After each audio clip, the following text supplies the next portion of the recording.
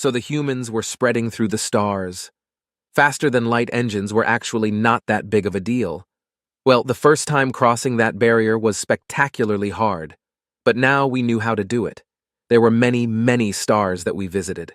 Turns out, habitable planets and even planets with an ecosystem of life are not really rare. We found a lot of them just in our little sidearm of the galaxy. And our exploration ships are still out and about.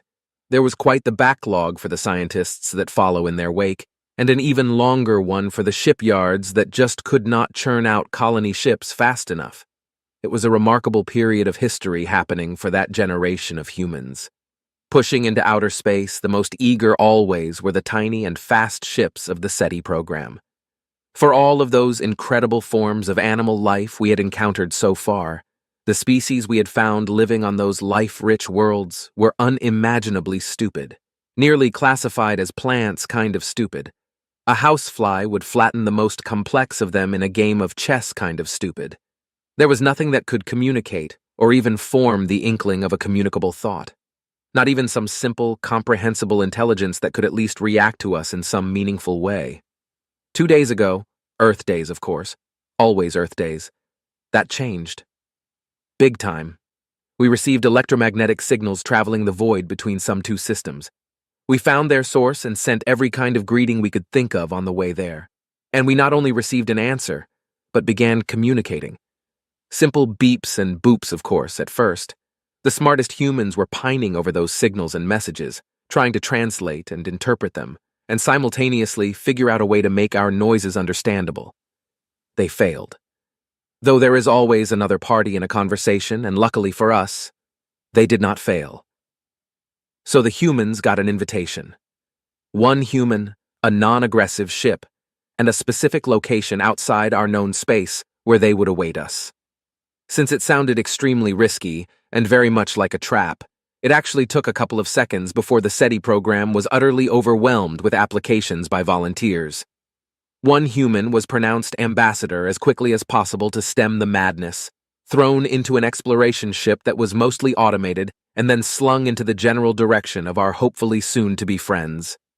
Following these directives brought the exploration ship to an empty part of space, the nearest star light years away. At first, nothing else seemed to be there, and only after the ambassador reran the sensor sweep, another ship was picked up. Its signature was tiny, making it nearly invisible. She sent the prepared greeting and promptly received back an answer, an approach vector, and an invitation to come aboard. The ambassador sat on what could pass as a stool before a window that parted the room. On the other side, that had a much deeper floor, stood a member of the sapient alien species. It was at least 6 times her height and towered over her. As far as she could discern, it sat on a single appendage, not unlike a snake's tail, but stubby and thick as a tree trunk. The upper body slimmed slightly to what probably was the torso, and then steeply curved into broad shoulders, where it had 2 arms that could probably reach the floor if they weren't in a mantis pose. There were another 2 pairs of shorter and thinner appendages, hanging from the torso below the shoulders, that had very fine 3-digit manipulators on their ends. That was relatively speaking. These hands would have easily be big enough to pick up a human. At the very top was the head hanging on a bent neck, which could have been called snake-like as well, though it was all wrong. Too broad and flat, no visible mouth, and 2 pairs of fully black eyes on the sides. There was no way to tell if it was wearing clothes, the flat gray color entirely featureless, practically the same as the walls around her. Taking in these details, she had already forgotten about the device she had picked up from the chair and curiously inspected before the wall had suddenly become transparent. It was a palm-sized disc with an entirely smooth and unbroken beige surface. The material felt warm to the touch, though the significant weight made her believe it was made from metal. "Greetings," an emotionless voice chirped from the unknown device that turned out to be obviously a translator. The voice did not fit the massive size of those aliens. It sounded more like a badly recorded child speaking with distorted blabber running in the background. At the same time, the alien behind the glass slowly turned its head to point its eyes at her in a gaze that felt like a stadium spotlight. She immediately forgot the standard welcome message she was supposed to deliver and replied while seemingly shrinking, "Hello? Your ship. Is mathematically incorrect? The device chirped. My... what? Your ship is mathematically incorrect. This was a strange start of relations, and that translator device might be useless altogether. But at least she managed to compose herself to begin anew and by protocol. I am Ambassador Neil, and I am being sent to represent all humankind. I come with a message of peace and the will to establish a bond of friendship between our species and our worlds, so that we may learn from each other and grow together in sharing our knowledge. Why is it incorrect? Your ship? She eyed the translator. After a brief moment, she spoke. I do not understand your question about my ship. Why did you build it? Like this design? Your ship? No movement from the alien being. Even if she could read its body language, there was no way to tell if it was curious, annoyed, or critical. The emotionless artificial voice did not help either, and was harder to understand through more of that background noise. What kind of question was that? Ambassador Neil did not build the ship, and she knew next to nothing about spaceship engineering. Though that alien vessel was very exotic in design from what she had seen on her approach. Curves and fluid, round shapes dominated its form that had the silhouette of an elongated disc with bulbous extrusions on the flat areas. There was no way of telling which was front or back, no breaks in the surface for engine outlets, windows, lights, or sensors. It looked more like an art piece than a spaceship, and the insides had not been any different. The corridor that had led her from the docking area to this room was unbroken as well. Walking through it, she had taken in the soft, off-white color of the floor that transitioned fluently up the curved walls into a dark gray on the ceiling that had a soft, wavy structure. Though it was pleasantly bright, there was no visible lighting source, or anything else besides the bare surfaces. The smaller human exploration vessel looked embarrassingly clunky in comparison. Was that what did the alien being want to express? The ship was built along well-established design principles. It is a functional vessel made for long-distance exploration. May I ask a name with which I can address you? It lifted one of its 4 smaller arms to point at her, again in a very slow motion. The translator sprung into action after it was finished. This object, 2 objects, they are exactly the same. It took her a moment to gather what it was probably talking about. On her white all-purpose pressure suit were shoulder ribbons, old-style ones made from a textile weave, adorned with brightly dyed yarn to form several differently colored stripes, and they were symmetrical. Maybe this was something light to talk about, so she took them off and laid them onto her forearm side by side. These are insignias that indicate my function as an ambassador. All humans in official functions carry clear identifying markers with them, though these are also ceremonial and their design dates back far into our history. It still was pointing, and the strong gaze was unbroken. How did you build it? The insignias? Exactly the same? It took her a moment to form a reply. I don't know how they are made. I think there is... How? Do you? Not know? The translator spoke louder than before. Maybe it only seemed louder because the being had leaned markedly closer to the glass. Ambassador Neil shifted on the stool. This was not at all how it was supposed to go. She had no idea what the alien was going on about. Maybe it was not a representative of their species. Maybe this was an interrogation. Or maybe they just made a big mistake trying to do a face-to-face meeting this early after the first communications. This meeting was going badly and she was flustered, which she was luckily able to hide. At least Nyarnanth hoped that she was. First, that human had been even smaller than she had planned for, the little thing now awkwardly sitting on the pedestal for the translator. And then, Nayar's light-hearted, curious question seemed to completely fail to break the ice. But it truly was strange. The human was strikingly beautiful, and their ship was decidedly not. It was a pointy wedge that aggressively rejected the flow of space and the physical forces therein. Of course, the last thing had shocked her the most. The human apparently did not know how these adornments they were wearing themselves were made. Still, Nayar had to admit they were magnificently built, exactly the same down to every measurement she could discern. Maybe it was different for hive minds with that piece of shared knowledge at the moment unavailable to this human? Nayar thought up some pleasant diplomatic words of the human language and formed the thought at the translator. I just want to restate that the insignias are beautiful and well made. Please excuse my curiosity on their construction. I did not want to overstep. Perhaps you can help me understand your fascinating biology more instead. I would like to know about your means of communication through a shared consciousness. How are you able to connect to each other over stellar distances?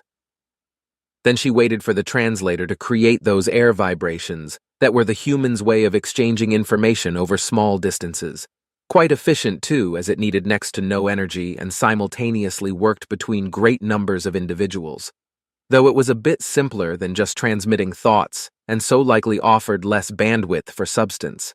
The translated reply was overlaid with slight confusion, seemingly the normal state of that human, and a short explanation of quantum entanglement ship-to-ship communication. But that was not what Nayar wanted to know. She suspected the translator to be not accurate, even though she had been very proud of how she had made it, at least in the beginning. Thank you very much for the explanation on your ship-to-ship communication technology. I am afraid I have not understood how it ties into your interhuman communication. Could you please elaborate on how you communicate between humans outside the range of your voices? This time, the overlay of confusion was so strong that it was everything that came back. I am sorry for having been too vague, and I will try to explain it from my point of view. Since your arrival and at this moment, I cannot measure signals of any kind coming from you or being transmitted to you. Judging from your position of representing all humans and your current awareness, you are obviously still tied into the shared consciousness. This information I only want to know so I can ensure my earlier promise of no harm coming to you in my presence. My least desire is cutting you off from your collective because of my ignorance. More confusion and the polite inquiry to elaborate. Using this indirect way of exchanging information was very tiring on her mind, and this meeting was on a good pace to outlast Niyar's previously longest. Carefully, she put together more phrases, but her curiosity and slight frustration got the better of her for a split second. How does your hive mind work? She then inquisited bluntly and too fast to stop herself. The human luckily did not appear to be disgusted from her directness, and even seemed to understand this question better. There was no confusion attached to the reply, and they flatly stated that humans were no hive mind, and this one was an independent individual. But that could not be.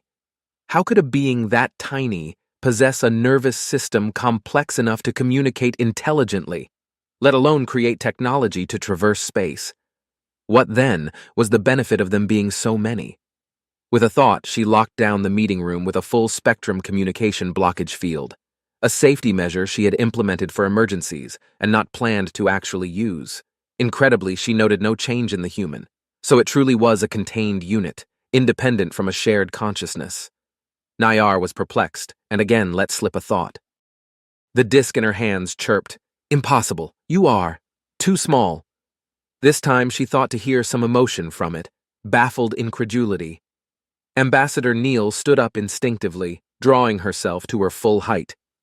She was at least 2 hand widths above average height, adding her oftentimes unruly curly hair that might have even been 3. With difficulty, she got back into a diplomatic mindset and asked, "There may be some misconceptions on both of our sides. Please help me understand the relationship between size and intelligence, and how it regards to your perception of human biology." A full minute went by, where the big solid black eyes just stared. Then the translator sprung into action to say, nearly intelligible through even more distorted and louder noise, "Brain big, intelligence high." This was an exercise in frustration with these short and nearly pointless answers and questions. To top it off, the translator device seemed to be on a process of breaking down if speech clarity was any indication. Neal pushed back the urge to begin pacing up and down the room to help her think better, and gave herself a couple breaths before saying, "I am sorry, but I do not understand your motivation in this current exchange, and I would suggest, to ensure future relations, that I return to my ship momentarily, and—" "How did you build? Your ship?" The voice was clearer again, the distortion having returned to a minimum. "I did not build it." "Did you build? Your coverings?" For a moment, she looked down at the hard exterior of the suit's chest plate that housed the collapsible helmet and an ample source of air and power. Her whole body was covered in the segmented semi-flexible suit, as that was made to fit her exactly. It definitely was her suit, but she did not make it. The same could be said of the ship she had come in. It had been modified to transport only her. She had the hazy beginning of a conclusion. "I did not build any of the equipment I have with me." She paused to take a breath. Did you build your ship yourself? What kind of question was that? How else was Nayar supposed to travel through space? Her frustration already ran high because of the misunderstandings before. This was so very confusing, with the human clearly wearing protective apparel that fit their body and movements to seemingly optimal precision, and them claiming to not having built it. It obviously did not grow on a tree. Nayar was completely at a loss, and she could not wrap her mind around how anything worked with those humans. Coupled with that was her whole body beginning to ache because she was standing polite for so long. Yes, I am the maker of my ship, she thought as a short answer. It even sounded wrong. Who else would make her ship? The prompt reply came overlaid with excitement, which she couldn't make sense of. The human now wanted to know if she had used her hands to make it. Nayar nearly twitched. She did not think the inquiry from before could be outdone. And now came this. What an utterly nonsensical question. Yes, came in the clearest tone yet. Just so she could be absolutely sure, she added, Do you have machines that build ships? She saw more movement from it this time. It shifted and then turned its head to look at her with the other pair of eyes, though it was the same scrutinizing glare. A machine. Cannot build. Now Neil could not stop herself from pacing anymore. The alien being was huge and more massive than any land creature on Earth. If size truly equated intelligence, and it was not only sapient, but able to build a spaceship and a fully functioning, albeit seemingly limited, interspecies translator by hand, the latter one a mere 2 days within first hearing of humans, it must be exceptionally intelligent and skilled in all types of crafts. Neil did not know how the ship worked she was using. Someone else did. Well, there probably was no single person in the world that knew how all of its individual components operated in detail. So the humans actually were some type of hive mind in comparison. If this alien species had no complex machines, they had no computers. The implication was mind-boggling. She had millions of questions that went far beyond diplomatic purpose. Maybe the first step was to create some more understanding. The ambassador opened her hand that had unconsciously closed tight around the insignias she had taken off earlier. Carefully, she straightened them and laid them out on her forearm again. These insignias were designed by several humans together, and they are exactly the same, because they were built by a machine. The alien first shifted backwards, and then slumped down to support its upper body onto the larger arms. It moved its head down onto her eye level, and as close to the transparent wall as possible. Tell me more. You got them? I think so. Let me check the data integrity, an anonymous approximation of a face on the screen replied. Ambassador Neil unplugged the cable that had just connected the chest piece of her all-purpose pressure suit to the console she sat in front of.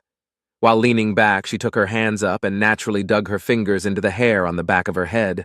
There she played with the textured, curly strands for a moment to relax. All good, I think. What are your instructions? Get as many from the reserve as you can put your hands on onto the main team. I want everyone and their mother to analyze the shit out of the audio and every word it said. And the translator? Her eyes fell on the disc-shaped device that somewhat looked out of place with its smooth, nearly organic exterior that was a soft matte beige being surrounded by shiny metals and polished plastics, every gradient between white and black. The communications room was filled with the finest tech, screens wherever she looked, computer racks to enhance the ship's mainframe, and several layers of redundant backups for any part of the comm system were squeezed in there. A narrow, free path to the door and the floor-mounted swivel chair was actually all the space there was for a human. I've got it right here, but there is nothing I can tell you about it. No visible energy source, no measurable outgoing transmissions. Damn, not even any indication of how it works. I have pushed it through the wave box, though, so get some eyes on that data. Okay, then. How much time do we have? 2 hours, max. I may lie down in the meantime, but I doubt I can relax. Don't feel like eating much either.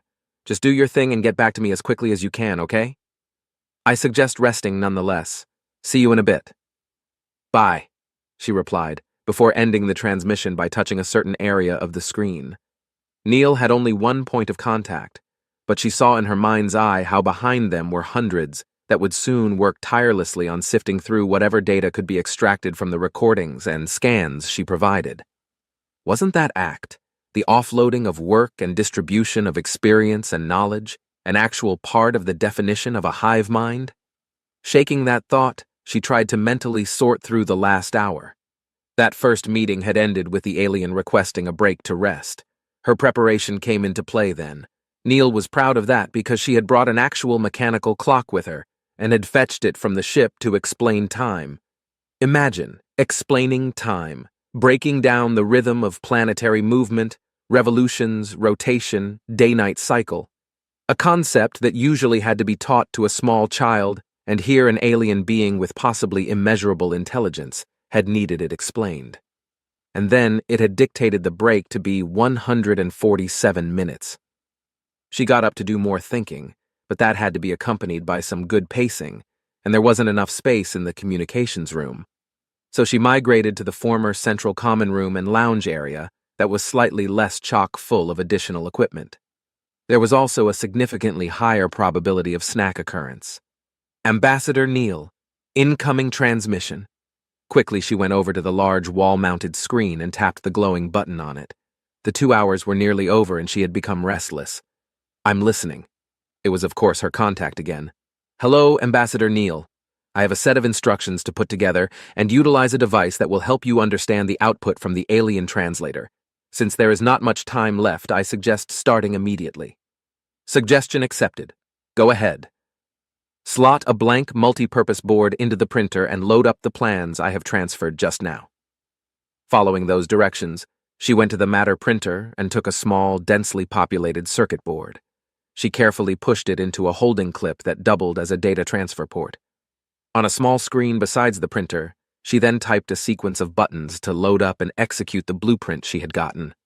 Immediately, the device went to work and began layering liquidized ceramics, polymers, and whatever metallic components the blueprint demanded onto and around the board. "So, what is this thing I'm fabricating?" Neil asked without taking her eyes off it. "We found the alien translator device to output speech in multiple layers simultaneously, with up to 40 lines spoken at the same time." "Wait, so I understood only a fraction of what it said? That's insane. It did not sound scrambled together, though. I was able to clearly hear short phrases. The loudest layer is the only one clearly decipherable by human ears. It is a very basic synopsis of each message." "What did it fully say then?" "I suggest using the interpreter device going forward, but there is not enough time to go through the audio transcript. The difference in message length to the synopsis is significant in most cases."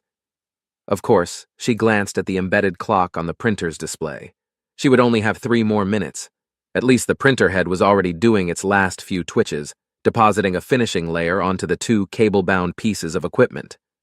Seconds later, it let off the audio signal for being done, so Neil grabbed what she recognized as an earpiece and a small flat rectangular thingamabob, both now shiny black after the brief hardening period.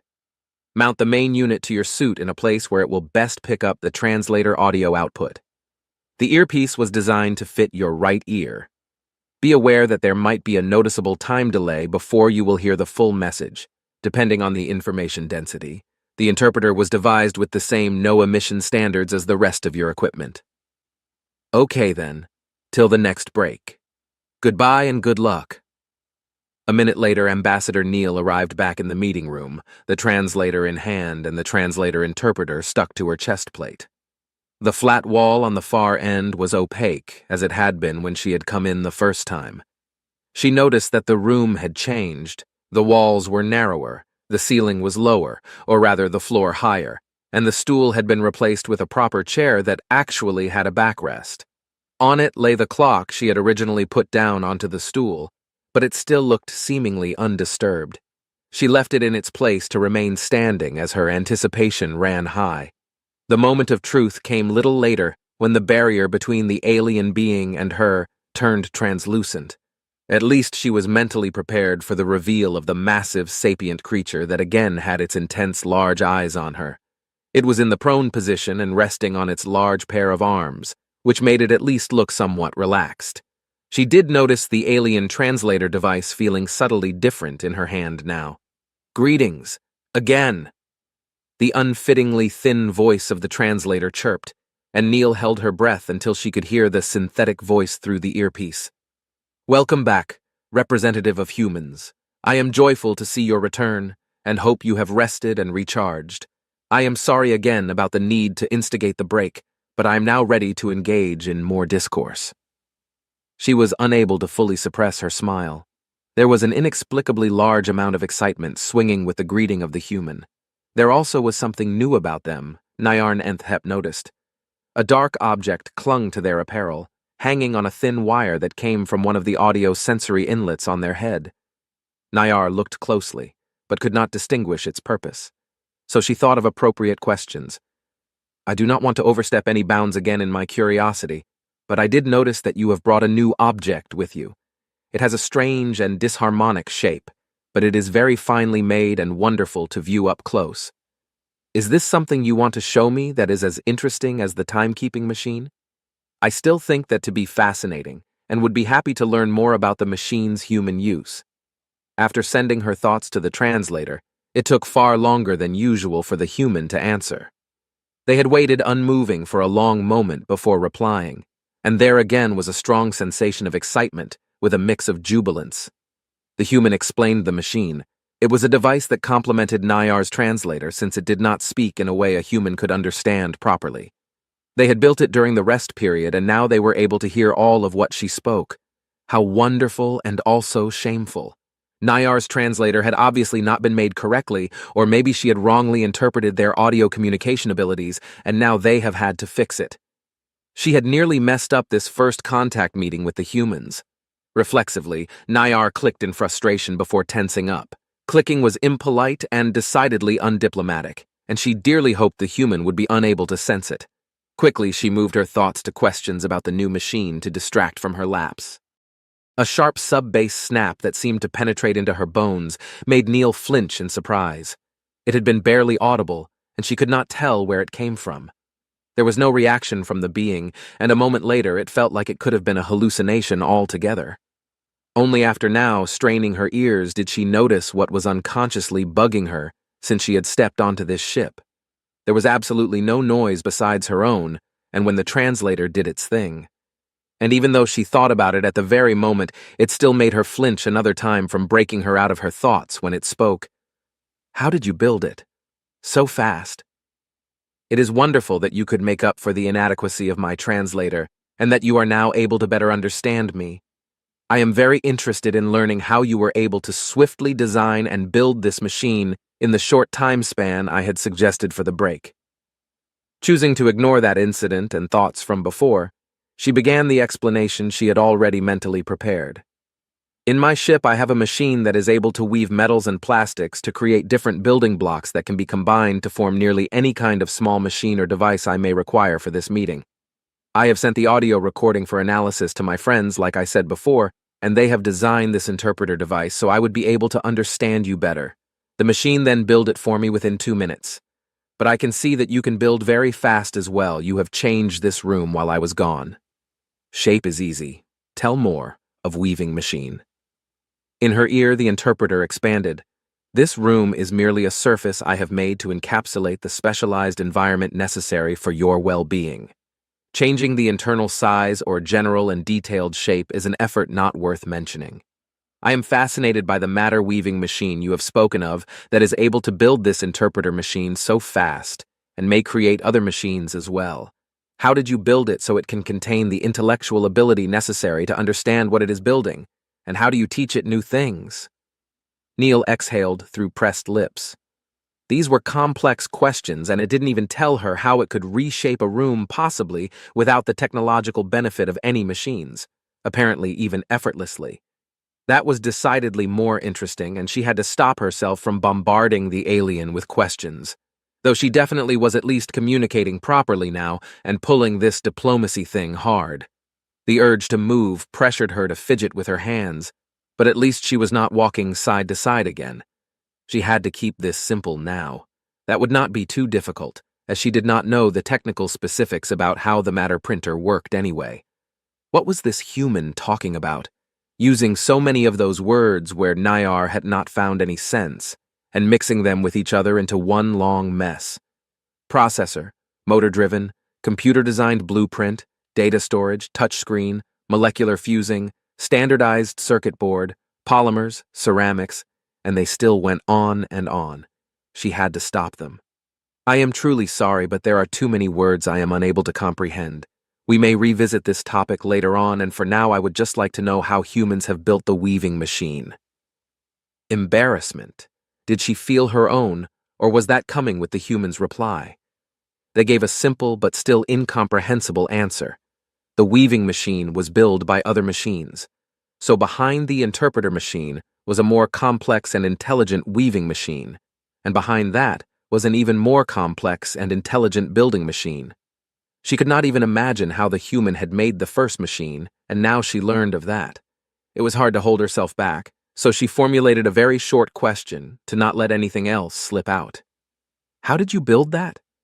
There was no emotion she could interpret over her own overbearing confusion. These building machines were made by even more machines. How? Was this an unending chain?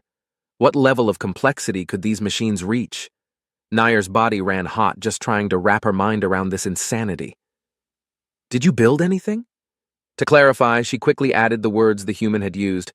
With your own hands. The alien shifted and twitched almost more than Neil at the moment. The movement of the massive being that was only an eye height because the floor behind the transparent wall was at least 10 meters lower made her exceedingly uneasy on top of everything else. Well, no, I did not. Interpreter, apparel, weaving machine, ship, built nothing? There was no need to wait for the interpreter to engage. She quickly explained, all of these things are built by machines. They are much more precise and much better at making things than we are with our own hands and tools.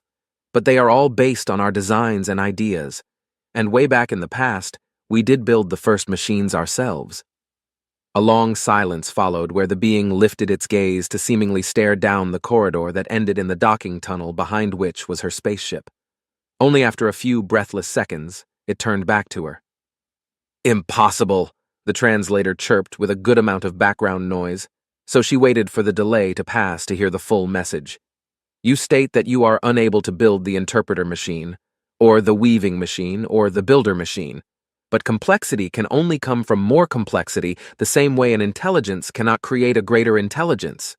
You claim to have built impossibly complex machines with your hands that then built the machines you claim to be unable to build due to their complexity. This is a sequence that cannot be. Truly, I am impressed and fascinated by the machines and objects you have displayed, and could not recreate them if I tried the hardest. I can only deduct that humans must have come later than the machines then, and you must originate from machines like every other object you have displayed. Neil's mind was tumbling through these words, and she could not find a calm spot in the whirlwind of thoughts that was going on in her mind right now. Did she not stand in a spaceship capable of interstellar travel, holding a device that translated whatever inaudible way of alien communication into her language? Were these not machines? Very complex ones, even? Okay, firstly, we humans definitely don't come from machines. Secondly, you have made this. She held up and shook the translator, ignoring that the act might impact its ability to make her understandable. And this is a mightily complex machine. It's a device that changes my language into yours and yours into mine. How did you make this with your less complex hands? It began talking while she was still waving it. The translator is simple. I have shaped and built the translator to internally vibrate from my thoughts and transform these vibrations through the connected material into movement of the outer skin, which creates the type of atmospheric pressure waves that humans are able to distinguish with their audio-sensory organs. It is an unmoving, simple, non-intelligent object. What? This is crazy. What about your ship then? The ship is simple, was the same nonsensical reply. It was shortly followed by the expanded version from the interpreter. My ship encapsulates an atmosphere and kinetic environment suitable for my well-being. I have shaped and built it to have many different translators to transform my thoughts into other forms of energy and movement. It is as well unmoving, simple, and non-intelligent. Neil's eyes bulged from that reveal. She managed to suppress any further undiplomatic gestures of surprise and disbelief, while still basically vibrating internally. Watching her language, she asked, with only a slight tint of exasperation, "Your technology is based on forms and shapes? If I dented the translator, will it then stop working or what?" "Yes," the translator chirped. And the same goes for your ship? Yes. Neil gestured wildly around herself. The momentary levels of disbelief would probably suffice on their own to make a considerable change in shape to this spaceship by going through the roof. But how is your ship powered? How does it move through space without engines? How do you make all this work? The silence that followed made her think she had overdone it. The large creature just stared unmoving, and there was no way to tell if it was in the process of saying something or refusing to talk. At least until she heard the translator speak the least intelligible words yet, in a cascade of babble and distortion, through which she could only guess to have understood shape. After that, she waited for the interpreter to jump in and tell her what in the 9 circles of hell that was supposed to explain. But nothing came. From the frustration, she had automatically begun pacing, but she forced herself to stop. Still, she dug her fingers into her hair and softly clawed her scalp. Maybe this was not a good topic. Maybe that would be something for the engineers to pine over instead of her.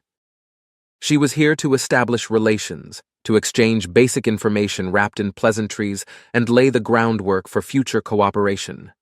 They had at least something in common, as Nayar felt the barely contained frustration in the reply from the human that very much mirrored her own.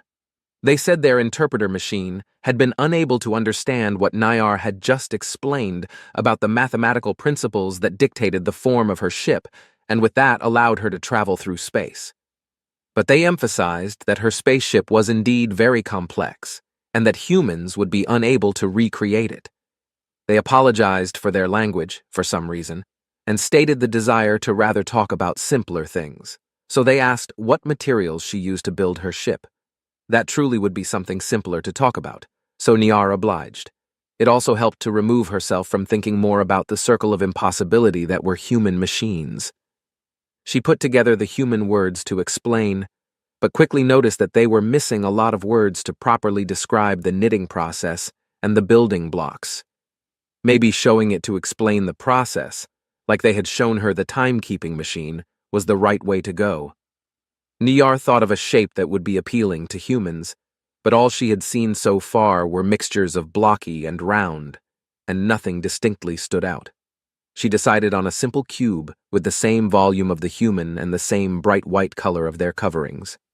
She moved the sufficient amount of building blocks along her 4 arms, and then began fusing them together piece by piece with her fingers, moving them rapidly so the point of contact would not harden prematurely. It did not take her long to finish the cube, and its precision was to her satisfaction. A wave of wonderment and surprise hit her a good moment before the human had expressed a single word.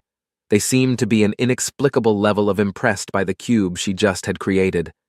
This is a mere shell, a hollow shape without any purpose, and I have only built it to demonstrate the building process, as I am unable to properly express it in your language.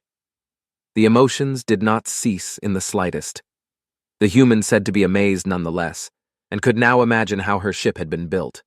They also stated again how humans were unable to do such a feat, even going further with explaining that if they would raise 10,000s of them and had the knowledge of how it worked, they would still be unable to build a spaceship by hand. 10,000s, multiples of 10,000. She knew that there were many humans, but they could not be that many. This new piece of information ripped her away from the talk about the building process. The humans had not been considered a threat, because they were loudly screeching around space 2 sectors over, with only, what Nayar had previously assumed, a few hundred ships. Could there be so many more of them than of her species? Her thoughts slipped. How many are you? The human answered instantly. Around 22.5 billion. Why? Click. The humans were billions, tens of billions, a number that was so staggeringly high, Niarnenthep could not imagine those to live on 10 planets. No, 100 planets. How could a sapient species become so numerous? Did they reproduce so quickly? Was this a species of fast breeders that had become intelligent by some fluke? Because those were not supposed to be smart, never mind capable of space travel. This was not how this meeting was supposed to go. Nayar's body had tensed up since that reveal. These humans could be massively dangerous with their immense numbers alone, and they decidedly had a technological edge as well. Now she was glad she had so far been unable to disclose much information about her species. What she had shared so far was enough of a risk. There was nothing left to do but break this meeting off and share what she had learnt to warn everyone. She had always thought that being afraid of the fast breeders was reserved to her non-sapient ancestors, but here she was, scared by numbers. I hereby stop this meeting because I desire to depart immediately. Please leave my ship and return to your own in short order, as I must remove the room you currently occupy. Unsurprisingly, she felt great confusion from the human when they had fully heard her words from their interpreter machine and made the attempt to find out more about her reasoning. Please tell me why, Neil desperately pleaded again at the unmoving, now mute alien being. What had she done wrong? It was clearly a reaction to the information on the population count of humans. But why would that cause this sudden change in behavior? I was just going well. She had gotten to see the amazing building abilities of the alien. After that demonstration, she was convinced that it would be able to build whatever it wanted using only its hands. The translator restated its last message. Please, leave. She walked right up to the transparent barrier to be as close to the sapient alien creature as possible, looking right into two of its black eyes. After breathing deep, she said, Okay, I will leave. But first I want to tell you this. I came here with the promise of peace, and I don't know why our population count has turned you away. You must understand, we may be many, but right here and right now, we act as one. Far and wide we have been looking for intelligent life and other sapient species, and there is nothing else we desire from whomever we may stumble upon, but friendship. If you have found yourself to trust me the slightest bit, I ask of you to extend this trust to all humans, and accept that our sincerest wish is for harmony between our species. Neil gave it a minute of unbroken eye contact before she conceded. There would be more chances to establish contact with them, and she did not want to cause a diplomatic incident by overstaying her welcome, so she turned around to set down the translator and pick up the mechanical clock that was still resting on the chair. Without looking back, she began walking through the hallway towards her ship. Her eyes easily followed the rounded walls and soft curves, running unbroken right up to the point where the human-made docking tunnel connected. It was quite the contrast in materials, but the metallic ring joined seamlessly with the matte, organic-looking surface. There was not the slightest gap visible between them, and they formed an airtight seal without the usual locking mechanisms. She was about to step over that connection when she heard the childlike voice of the translator speak out to her. Stop. Apparently, there was a volume level minimum for the interpreter, because it did not do its thing and remained silent. Ambassador Neil turned and walked back into the meeting chamber. I am apologetic. The past made me fear. This time she was close enough and got to hear, I am sorry for the rash reaction, as this is a development I had not anticipated. I thought the humans to be a localized hive species with a shared intellect and a therefore limited population count. Now I know that none of my assumptions are true. It is heavily ingrained in my biology to be exceptionally apprehensive towards small creatures in great numbers, as they had been the predators that preyed on the ancestors of my species. It is difficult to suppress the instinct to avoid becoming overwhelmed at all costs, and I seemingly was unprepared to handle an incident such as this. I know that my reaction was extreme and with little comprehensible reason, but I ask for reprieve nonetheless. The creature, 6 times larger than a human, somehow looked small at that moment. Or was that merely a fluke of imagination? Neil did not know what to think about the explanation. How would she have reacted if she had met a sapient species that was wolf-like, or looked like xenomorphs? Would she have stood above her instinctual monkey brain? Though for her, it was clear that this incident was merely a blunder on the way to a better understanding, and without having to think about it, she replied, I am glad you have thought it over, and am thankful for your explanation. I now understand why you reacted the way you did, and I see no reason not to forgive you and move on. Neil had underscored her words by nodding, and to her utter surprise, the broad and flat head of the alien nodded in return. Before she could express her astonishment, the translator chirped, All humans? On one planet? I wish to leave this lamentable event in the past as well, and am grateful for your understanding and forgiveness. If I am not overstepping bounds, I would like to know how you have made a home for this great number of humans on your planet Earth. And how are you providing so many with biological resources? Would that not exhaust your ecosystem? Or are you using spaceborne habitats to expand the former and your machines to help with the latter? Niar had not been able to relax yet, and hearing the staggering population numbers the human was talking about absolutely did not help. For a start, apparently their home planet Earth could sustain the near-incredible number of 14 billion humans, supported by technology and machines. Spaceships and habitats on otherwise lifeless planets and moons in their system gave home to nearly a billion more. And then came the next surprise. They had colonized 25 planets with a habitable biosphere outside their home system, where all the rest lived. She had assumed the meaning of colonizing to include creating an ecological environment that would naturally support humans. But would that not utterly destroy those worlds if they already had an ecosphere? Maybe she had misunderstood? Her curiosity keeping her short, she put together and sent the question, "The 25 planets outside your home system, how did you choose them for colonization? And how many more have you found that would align with your criteria?" And the human explained how their main focus lay on finding planets with advanced plant life. They also did not mind finding fauna, since any animal they have discovered so far was immeasurably stupid. Then they added that it found around 150 more candidates for colonization. Now Nayar's instincts went right back to telling her that the humans were a threat. They were actively searching out alive planets to then bring thousands upon thousands of humans there to tear down that life and then replace it with whatever would benefit them. She knew that planets the humans were looking for were numerous, but that would surely not protect them from being depleted at some point. And maybe these were then even the same planets Niar's species would seek out for their offspring that had reached independence. "I would like to know how the colonization and selection process works and where the candidate planets are that you have found." They began explaining about scout ships they would send to scope out star systems, going out from their own home system in the center of the search radius. But the process of establishing a settlement sounded like nothing Nayar would have assumed. Apparently, they would first create a small foothold and carefully research each world before fully committing.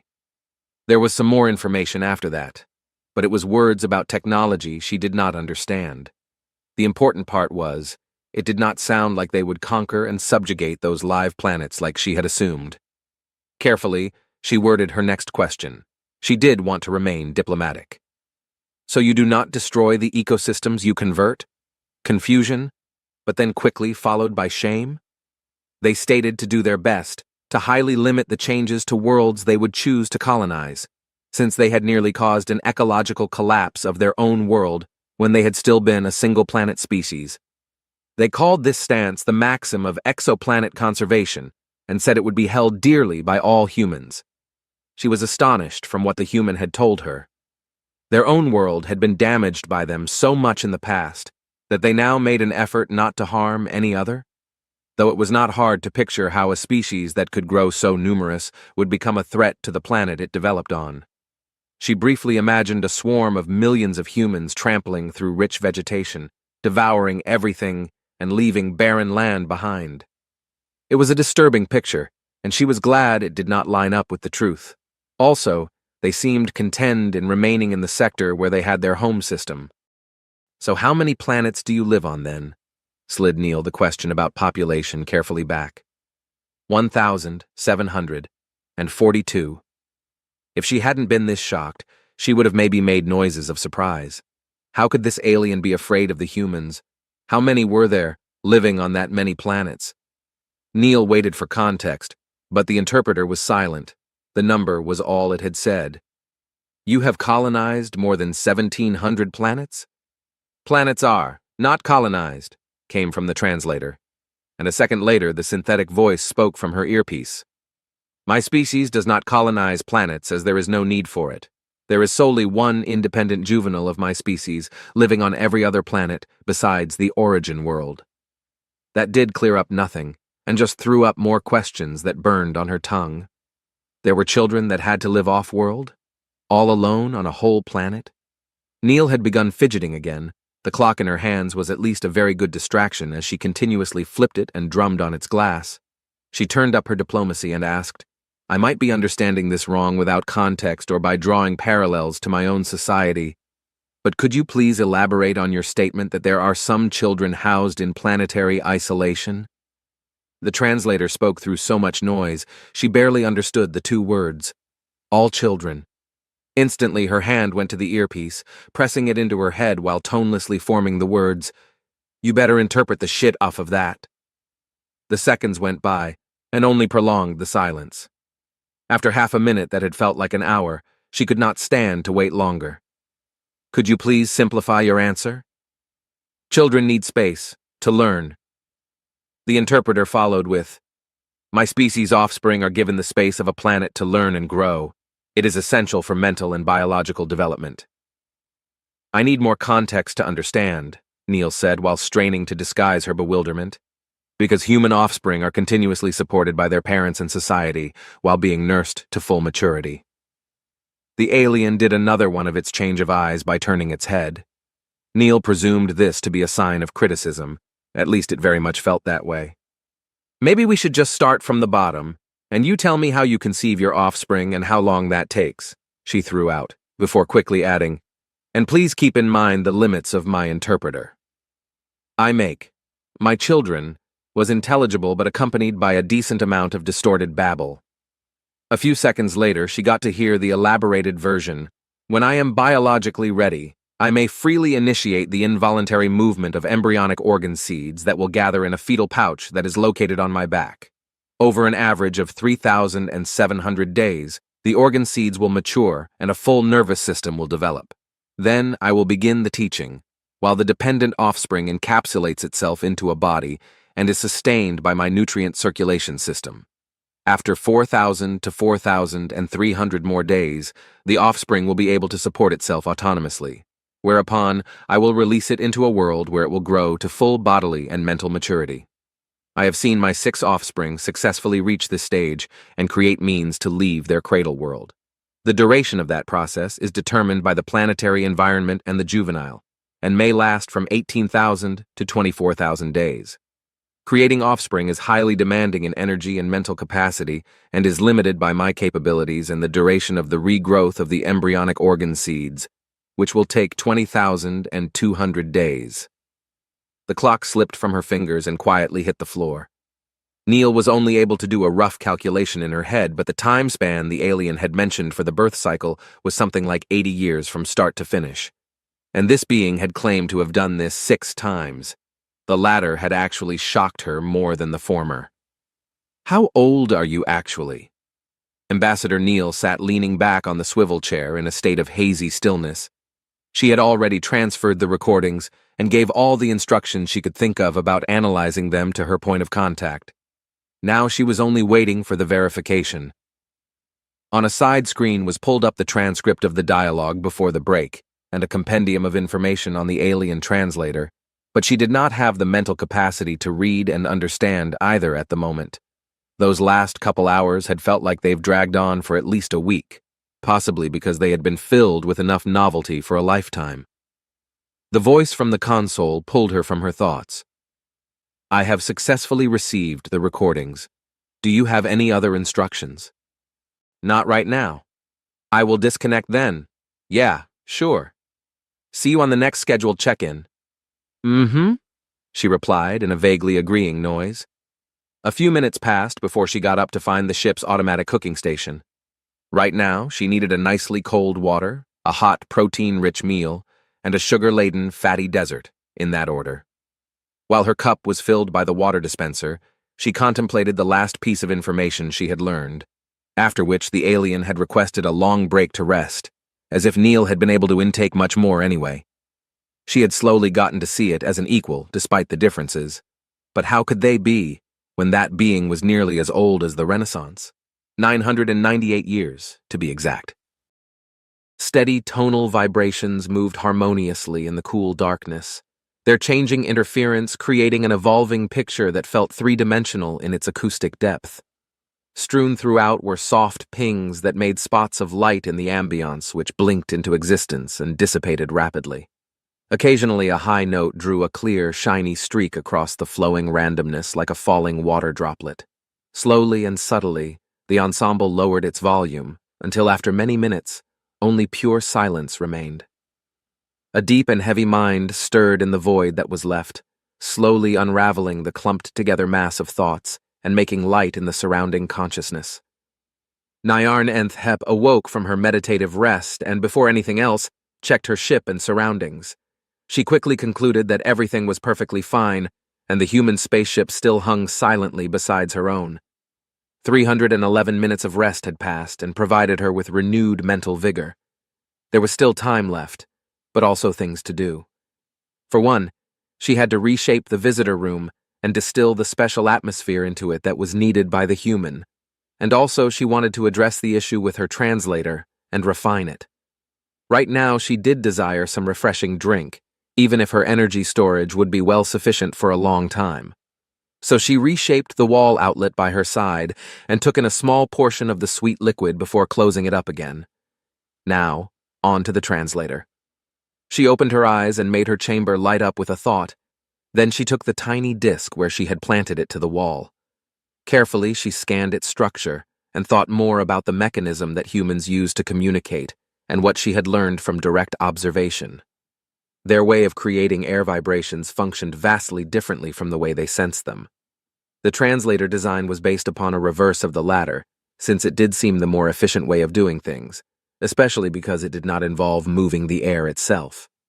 Nayar deduced, after a moment of thinking, that the issue had not been the way of creating the vibrations, but her own misunderstandings of the limits of information density. Since the humans could only create a singular string of vocalizations of their language, it made sense that their capacity would be limited to following a single string as well, even though mechanically they would be able to sense a high density of parallel inputs, coming close to how she would communicate with her species. If she wanted to convey their language more like a human, this translator would not do. Its transformation range was too wide and would make it difficult for her to stay within the single string output she wanted. But redesigning the internals was not possible, as it was a mixture of flexible and rigid structures, so she crush-melted it in her hands and reabsorbed the building blocks. Then she pulled up fresh ones to her fingertips and began building a new one along the improved design. A cup with the remains of a lukewarm black liquid rested on an indented circle besides the physical keyboard of the console. 2 screens were up, both of them filled with diagrams, text, and pictures of unrecognizable things. Neil was reading up on, and barely understanding, the analysis report of the alien translator device. The summary had not satisfied her initial wonderment of the building abilities of the alien being, or should she now think of it as Near and Chap. She did get the alien being's name from the transcripts, though she had to listen to the isolated sound to be able to repeat it, and still was very unsure of the proper pronunciation. As she had understood from the report, which essentially amounted to a research paper with dozens of names on it, the whole outside of the alien device was made from a hydrocarbon polymer lattice that had a near-perfect repeating structure in the micrometer range and looked slightly reminiscent of an organic cellular structure. The makeup changed along the disc shape, apparently depending on what mechanical properties were desired from the macro material. In the paper were mentioned several different lattice structure archetypes, each showing subvariants that, together with the material thickness, fine-tuned the properties to a degree that vastly surpassed anything human-made from single materials. Noticeable as well was the overall shape. While Neil had thought it to be a circular disc, it was slightly off from an ideal circle, and also the material structure was not perfectly symmetrical radially. About the internal molecular makeup was no information. The scanner had apparently not been able to do much more than a surface material analysis due to the thickness and density of the outer layer. But judging from the versatility of this polymer lattice, it would be a good guess to assume the whole thing was made from it. Thinking about the size difference, that translator must have been minuscule for it, and still, it had created an object that Neil would say was profoundly more intricate than either the mechanical clock or the interpreter device, which it had been very impressed by, for some now incomprehensible reason. She checked the current time on the corner of one of the view screens and noted that she had less than 30 minutes until the next meeting, time to don her all-purpose pressure suit with the interpreter and check in with her point of contact before going over onto that alien ship again. Greetings, representative of the humans, and welcome back to my ship. I sincerely hope you have rested and recharged well, a voice boomed, that was definitely not the one she had listened to before.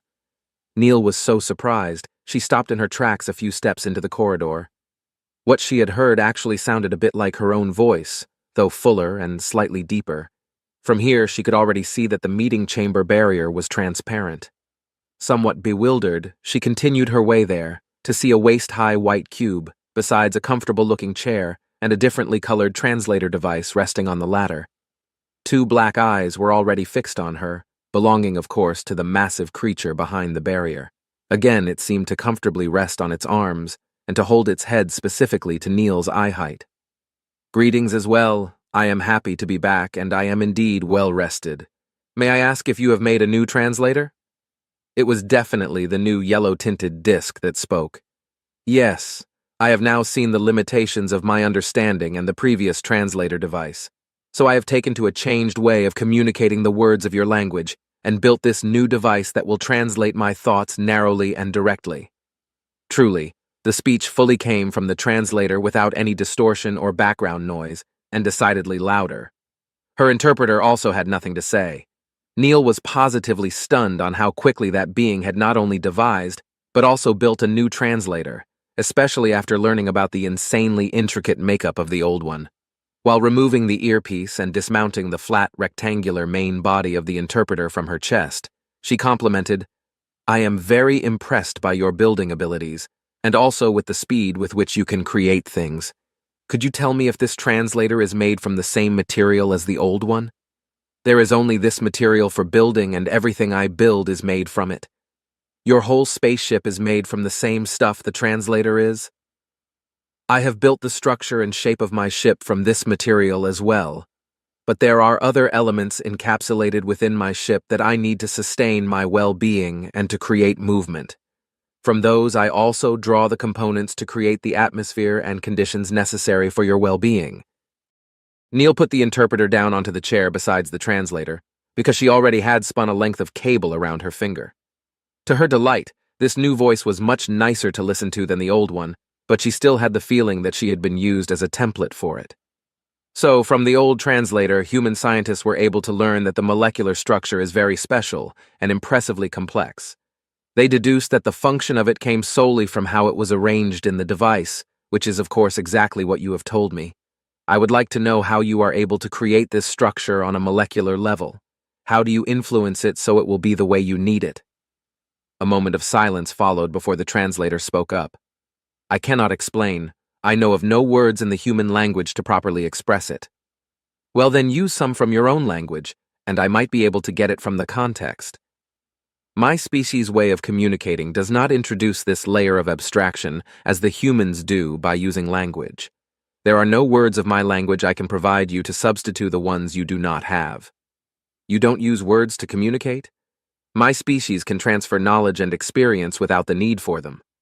Now she had the desire to pick up the interpreter again to busy her hands. What it had said did not quite add up, though, and Neil objected. "You do have words. You gave me your name, Niran Chap." A slight shift in its body position followed before it replied, "You had asked for a name, as you have a specific designation for each and every human. My species does not have the need for names, as I know every individual and they know me. When you had asked for my name, I could only think of the sound I had been addressed by when I still was in development on the body of my ancestor, and that is Nyarn Enthep." While it had said its name through the translator, Neil could pick up a barely audible low-frequency noise without a clear point of origin. Concentrating rather on stepping up the politeness level again, she began explaining, "I could not imagine not having words.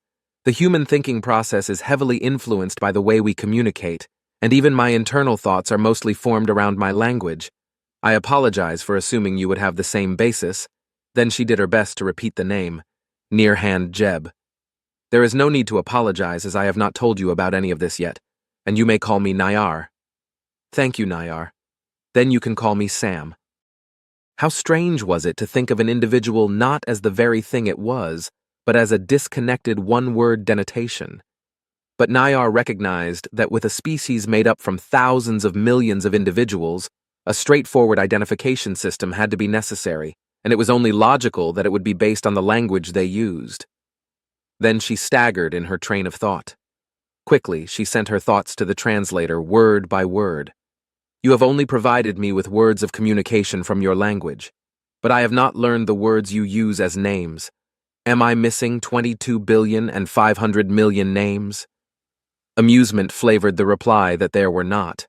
Apparently, there were a number of designated human forename words, a few 100,000 at most, that then were paired with a surname from another set of words designated for that purpose, that only partly overlapped with the other. Sam explained that resulting full name would then be the official identifying name of a specific human, though she mentioned that it was not necessary amongst humans to conform to the common name words, and mentioned the example of colonists of a planet in their home system that had a tradition of names made from seemingly random letter and number combinations. More than just one forename or surname could also be used in combination, as names carried ancestral significance. And they continued by saying that commonly a human would be addressed by others by their forename or surname only, and sometimes an individual may choose a different name altogether to be addressed by that might or might not be based on either of their official names. Then Sam used her own name as an example, as it officially was Samantha Daniela Neal, which were two forenames combined with a surname, and she preferred to be called by Sam, which was based on Samantha. So, only the entirety of your name is the unique designation which all humans could use to identify you? They replied back that they were unsure if that was the case, and that even full names were not unique across all currently living humans. So that whole confusing, illogical mess actually was not even useful to identify an individual amongst humans. Nayar nearly burst out with the question of why they relied on such a convoluted and disconnected system if that was true. As if sensing that there was the need for more clarification, Sam added that names were paired with more information to make that unique identification possible in official dealings, and also that other context, paired with the name, was usually sufficient to identify an individual that had been encountered before when trying to convey information about any human. Still, Nayar did not know what to say. She had wanted to know the names of all of the humans after learning about the concept, but now she doubted that it would be as useful as she had imagined it to be. The translator boomed. Could you please provide me with the names of all humans the same way you have given me the language information? I desire to learn them and see no efficient way to communicate this extensive number of words through direct communication. What? Neil trailed off. They wanted to learn the names of all humans? As in, the full names of 22.5 billion individuals? She double-checked by asking Nayar, I'm sorry, I don't think I understand. Do you want a list of all the names we are using? Or do you want a list of the names of every single human being? To clarify my previous inquiry, I am asking for the pseudo-unique full name identifier of every human. Okay, well, she dug her hands into the curly hair on the back of her head.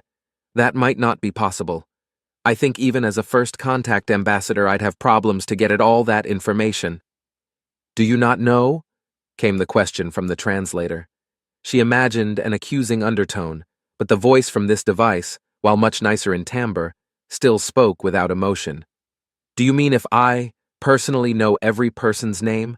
Because I am excellent with names, but on the spot I may be able to recall a few hundred people plus their names if you give me enough time, but very much less than 1,000 and absolutely definitely not 22 billion. I am having difficulties seeing the reason of using names to identify individual humans if you do not know the names so you may identify them. How do you instigate communication if you are unable to address them or know their identity? The point had been reached again where Neil felt the urge to begin pacing. I can't follow. You knew nothing about me when we first met, right?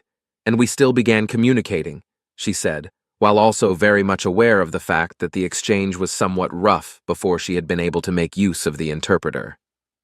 Humans had communicated to me that a representative of the human species would be coming to the place of meeting. Though I had accepted I would not know more about either the representative or your species in advance, since this is the first contact. But since you are one individual from your species, I thought you would know the identity of all others of your species. Neil took a breather. Did Nayar really mean what they had said before? Did their species continuously learn who every other individual was, possibly without even the intention of meeting them? Slowly it dawned on her that their population count had to be very low to even make that possible. That conclusion was further justified by the total number of all of their children that was in the 1,700s.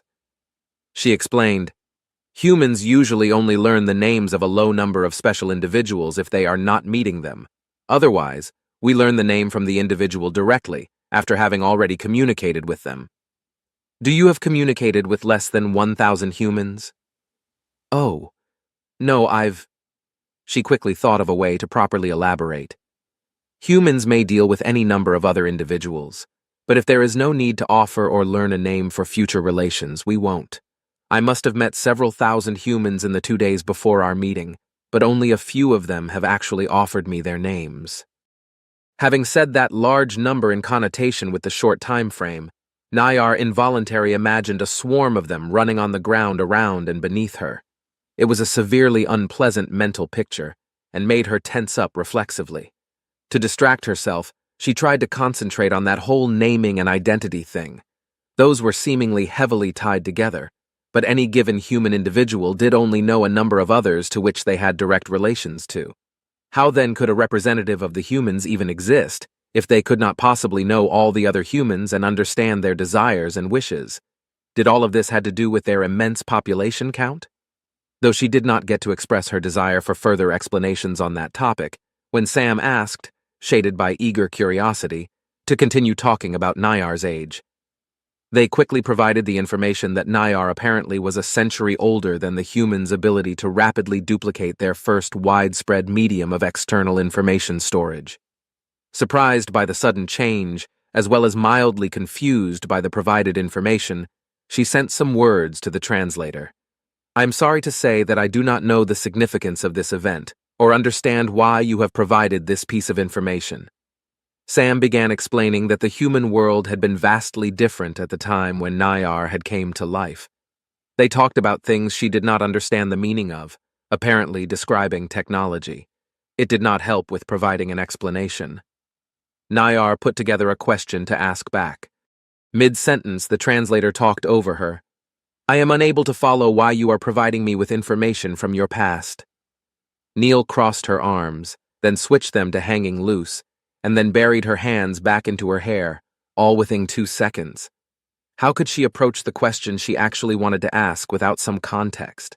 She gave up and bluntly threw out, Nayar, how old can you get? I can get 364,405 days old. That's how old you are now. I mean, how old can you get before you die of age? I do not understand the question. Why would Sam ask if she was able to die? Of course she could die. Easily even, given the location she was in right now, surrounded by the vacuum and coldness of space. She had the memories of the ones that died and knew how they had fallen, but none like that question implicated. Was that a cause of death among the humans? Death of age? How many had died of that to make Sam curious if it happened to Nayar as well? She sent her reply to the translator. Yes, I am of course able to die. 713 of my species have perished, for numerous different reasons I will not go in detail about. I thought it had been clear that my ship is there to ensure my well-being during my travels through space. If it disappeared, I would not be able to survive. May I ask how many humans have died of age? A strong wave of confusion came back from Sam, and only the short reply, that every single human had died of age, but the ones alive currently. I fear I cannot bring your statement into a context where I could understand the ramifications. The confusion had not waned as Sam began to explain that the humans had a limited lifespan that for the current ones was 160 years at the most, and that this lifespan had been shorter for humans in the past, even recently. They took Nayar as an example and stated that if she had visited Earth just in 1/6 of her age earlier, the whole human population would have been made up of entirely different individuals. Nayar was shocked. This could not possibly be right. This would mean that there had been billions of deaths amongst the humans.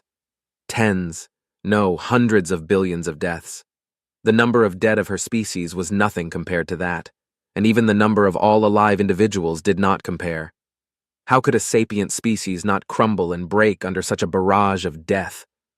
She could not even imagine what it would be like for an individual, knowing they would just die at some point, not even through some outside force, but for no reason. The implications were so vast, she could not form the thoughts quick enough. So you just die? This time, she surely did not imagine it. The voice sounded shocked beyond belief, and Ambassador Neil could feel the same shock. Not only was this being in front of her so unimaginably old that it could have literally lived through all of modern human history and then some, but it seemingly did not even have a limit to its age. Neil could not imagine a species of immortals. How would that even work in a society, or in evolutionary terms? Was that the reason Nayar was so knowledgeable and highly skilled in building spaceships and equipment? Unlimited time for education? It did give her new ideas about the population count of its species, because if none of them died of age, the possible growth rate would be much higher. Though Nayar had mentioned the dead of her species, and that number was actually shockingly low, how could she explain that those 700 deaths would not even cover the humans dying within any given hour of the day? No, She stumbled over the words she wanted to use and dropped herself heavily into the chair while she thought of a better way to explain it. Humans stop growing after reaching maturity, but the body does not stop changing. That we call aging. I think it's something to do with the biochemistry inside our bodies and cells that causes it. We have medicine now to slow that decline and push off that aging process. But still, there are only around 40 years after maturity where our bodies will remain more or less the same. After that, there are 40 to 60 more years where we will just slowly get worse overall. Muscles will get weaker, bones brittle, skin flabby, organs don't function at full capacity. Even the brain will get worse at processing and retaining information. And then there is a final sharp decline where every year could be the last. All the organs got so bad that even mild outside interference could make them fail, and we are too weak to handle the day-to-day living on our own.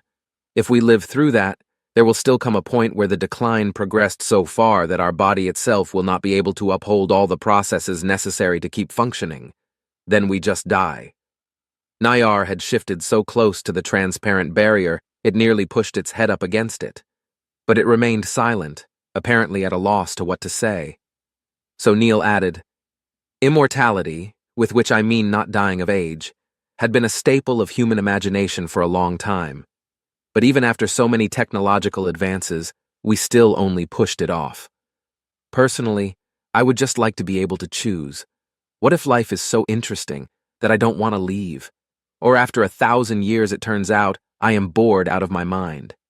I can't imagine not having the end of my life somewhere in my mind.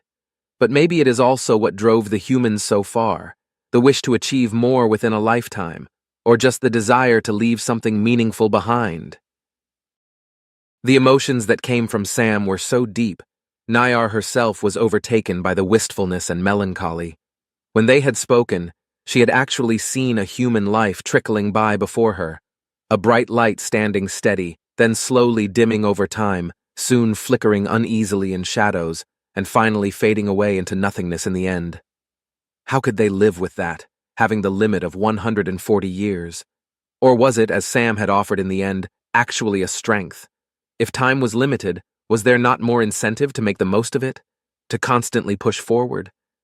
This topic of inevitable death did not seem inviting to dwell on. She usually avoided thinking of those 713 of her species that had died, or the 1,530 that were missing. And she presumed it would be the same for Sam, which must know a number of humans that were struck by this death by age. Changing the topic would not be too hard, as this new information did make the human population number even more remarkable. They did die after some time, and were then unable to create more offspring. How did they bring their numbers up to 22 billion and 500 million if it took them 20 years to bring a human to full maturity? For a moment, she was enthralled by the image of offspring dropping from human bodies shortly before those humans just crumbled into dust, after which the newly grown ones made offspring and then died and so on. A cycle of constant growth just to slowly raise the population. But was it really so? A question logically followed that slipped right out. How often do you create offspring within a lifetime? A decent amount of surprise came with the reply that there were differences in the number of children depending on a variety of factors, and that Sam did not know the exact number. They did offer an estimation of something close to 2.5 children on average. That meant there were 3 more humans for every 2 that died, which was at least a population increase of 50% within a human lifetime. That did sound utterly horrifying. So Nayar was unsure if this warranted another bout of concerned panic, because this had to be impossible. Before she could think further, Sam mentioned that they had forgotten to tell Niar that there always were two humans involved in the process of creating offspring, and only half of them were actually able to bear children. So the number of offspring would be halved if counted towards a single human. Two humans took part in creating offspring, but then only one made it. What was going on with the human's biology? She did know about species she had found on alive planets that needed a combined effort to procreate, but then it resulted in both of them creating offspring. Were half of all humans infertile? At least Nayar had now dropped the previous train of thought completely. I must ask for more details on the procreation of humans. Why is half of your population unable to produce offspring, and what purpose do they serve in procreation? That was one of those big questions that Neil had prepared herself for, but also hoped to not have to answer. It seemed that compared to how Nayar created a child, the human way was much more active and physical. She best not go into detail on this very first encounter with a new sapient species and stay with the dry basics. Neil opted to remain in the chair when she began explaining. Most of the species on Earth are dioecious, which means they are made up of two subsets of individuals that are called male and female. These differ at least by the type of reproductive organs they have, and in most of the dioecious species, also through other biological traits. The female part in reproduction is to carry the female-specific cells that may potentially grow into an offspring. The males have a different type of reproduction-relevant cells, and only a combination of both, which is called fertilization, will turn the female-specific cell into a zygote, which is the basis development stage for a new individual. From then on, the zygote has to be provided nourishment to grow from a single-celled organism into an offspring that can live independently. In humans, this process happens inside the female body in an organ called the uterus, and will commonly produce a single offspring that may become either male or female in an even distribution. So the development of a new human begins with the fertilization and ends with birth, which is the expulsion of the offspring from the uterus when it reaches around 4.5% of the mass of the female.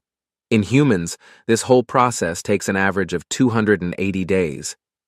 Humans can create offspring every 280 days or possibly faster with more offspring per fertilization? The translator spoke up immediately. Oh, well, no, she thought of a way to put it. So humans usually pair up, and usually it's one female and one male that become a unit to create and subsequently care for offspring together. Biologically, it's something like 40 to 60 days after birth when it would be theoretically possible for the female to become pregnant again, which means carrying developing offspring. But those pairs will usually forego any attempts at successful fertilization until much later, as the infant, which is the independent but underdeveloped offspring, needs a great amount of care and will still be directly sustained by the female. This happens through a set of organs, mammary glands, that secrete a liquid that will be the basis of nourishment for the offspring for the first 240 days. This can be substituted or supplemented by an artificial alternative if needed. Neil sat up a bit straighter when she tried to remember what she had read about birth statistics. But it didn't come to her, and she chose to cut it short. Now, the multiple offspring thing is very rare. In less than 4% of births, there is more than one child, and mostly it is just two. There are cases of more children born, but biological constraints will make it rare for those do develop properly before birth. I don't know either the specifics or the numbers, though. A bout of silence followed, that at least she could be sure about didn't mean there would be a garbled mess coming from the translator, but it was quite the information dump she had just dropped, even without any messy details about either conception or birth. Finally, after about a minute, Niar spoke up through the translator. If I am understanding this correctly, the females of your species are actually the ones to produce more humans, and the males just provide their specialized cells.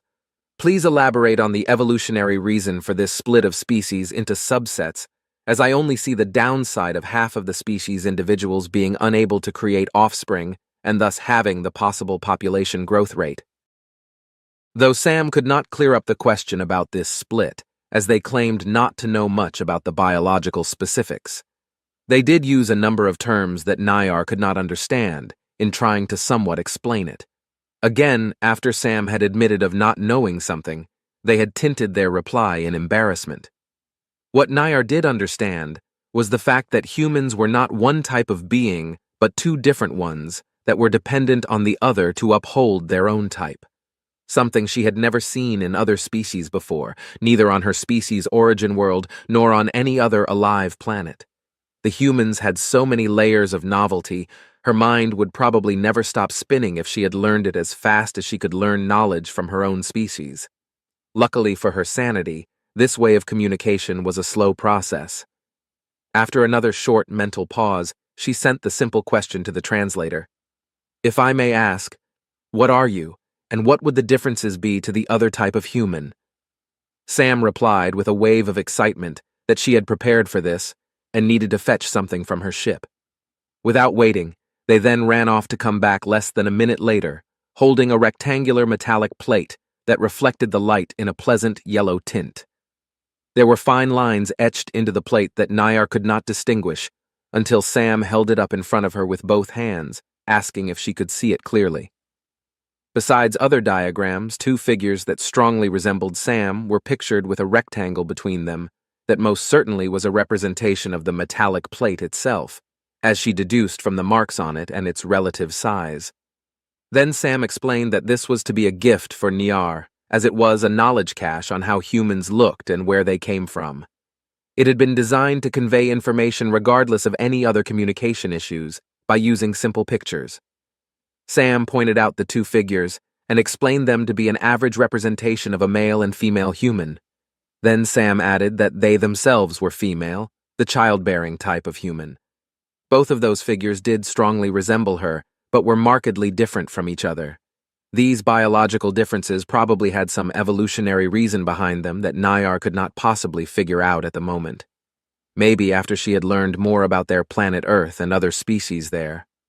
A thought came to her that she directly put into words to state, "If the human females are the individuals that create and nourish offspring, then my species resembles those most." Something exceptional happened next, that Nayar was absolutely not prepared for. Sam stated that this was true and that Nayar was a mother. This word she did not understand, but there was such an overwhelming and bright mixture of positive feelings that sprung forth as Sam had said it. Nayar could not distinguish specific ones out of the interwoven gleaming clutter. A mother was obviously something tremendously valuable for humans. "I would like that," came the reply. It was a strange feeling to attach a label so closely tied to human families to Nayar, a sapient individual from such a vastly different species that they only had one gender and reproduced asexually. How bizarre but fascinating to think of this 1,000-year-old immortal alien being several times her size that could produce spaceships with its own hands as just a mom of 6 she was having a chat with. Neil pondered if she should explain more about the differences in biological sexes, or if this would suffice for this first meeting. After putting the golden plaque down onto the chair, face pointing towards Nayar, she decided to leave it to her. "Do you want to know more about females, males, or human reproduction? Please tell me more about the paired-up units you have talked about, as it seems there is a large significance on the female that has created children. You have called her a mother." She started waving her hands as she clarified, "Both parents are important for the upbringing of children. Usually it is a male and female pair. The male would be called a father, but 2 females or 2 males may also pair up and," cutting herself off, she decided to keep it simple and forego delving into different family dynamics and continued with, "And the parents will teach their knowledge and experience to their child or children, imprinting on them for life. This relationship dynamic is called a family, and they are very important to nearly all humans. Do you have a similar connection to your parent or offspring?" The translator spoke up after a brief pause. "Yes, there is indeed a similarity with my species to what you have told me. My ancestor had taught me selective experiences and knowledge so I could become independent to learn and grow on a cradle planet. After I have reached bodily and mental maturity and returned to the origin world, I learned everything else from my species, which included the memories of every individual. I am certain my ancestor has imprinted on me greatly, as I was chosen to represent my species, due to how I have handled the time of independent growth, where I had been fully reliant on what I had been taught by her." Now this made Neil well up with a great amount of questions. But she pulled herself together and concentrated on the question that burned on her mind the most. You know everything your ancestors did? To a near complete degree, yes.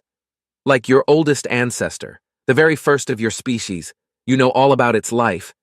Then she quickly corrected, her life, I mean? Yes, she is the ancestor to all individuals of my species.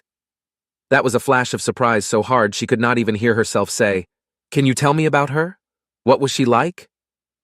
The answer took so long, Neil had worried she had asked for too much. But this was just mind-blowing. How utterly fascinating it would be to learn of the very first human. How different would the humans be, if there was more left from the distant past but vague pictograms and a few words of long-forgotten meaning hewn in stone? She noticed Nayar shifted her gaze before the translator said, I am not certain on how to speak of the first one's life, as there had never been a need to abstract memories into language before. Just tell me what her early life was like, when she was the only one of your species, the important things that happened, and what she saw and did. Very well. I will try my best to put it into coherent words. The first one of my species was created by a non-sapient ancestor that was biologically the same as my species. This ancestor had little to teach to the first one before she became independent and was sent away to grow and learn on her own. You must know that the origin world was dangerous in that time due to a predatorial species of fast breeders that preyed upon the non-sapient ancestors as well as the first one. They would amass and hunt in numbers, making the greater relative size and physical strength of their prey irrelevant. Moving solitarily and masking her presence had been taught to the first one as the best defense against those predators, so the first one hid within the dense forest where she drank from trees and grew. The origin world has a recurring cycle of a time of moderate temperatures and high precipitation that promotes abundant growth, followed by falling temperatures and aridity, and then followed by a time of great sandstorms that raise the plants and forests. The first one had also been taught about the cycle, and that she had become independent near the end of the time of abundance. So she had to prepare during the cooling period for the great sandstorms that would follow. By closely studying other life and her surroundings, the first one learned of evolutionary efficient design principles and went on to utilize this knowledge to be resourceful in creating shelter to live through the storms. During the time of abundance that followed, the first one concentrated on learning more from nature and moved vast distances to see as much as possible from the forests. She learned of many things through these observations and began seeing the governing principles of mathematics in the design of life. But she also learned of the forest borders, behind which were seemingly unending sands. It was also during this time that she had to evade the fast breeders often, and she saw many of my non-sapient ancestor species that had been taken down by them. A brief pause followed. Neil imagined that those memories could be part of Nayar like her own, which would surely cause great discomfort if she thought about the dangers of the past. Near the end of this second time of abundance, the first one came upon an attack that was in progress, seeing her own direct ancestor struggling to defend itself. She went to help and tried to trample as many of the fast breeders as she could, but they were quick enough to evade most of her attacks. After her ancestor succumbed, the first one fled as she had become target to the predators. Utilizing her knowledge of nature and the forest, she had managed to evade them. The energy cost of these acts were significant and set back her preparations for the coming time of the great sandstorms, though the resourcefulness of the first one enabled her to live through the storms again and see the next time of abundance. She reflected upon what she had learned and observed, and speculated that the forest, though expansive, did not offer enough space for the species living within to develop and grow.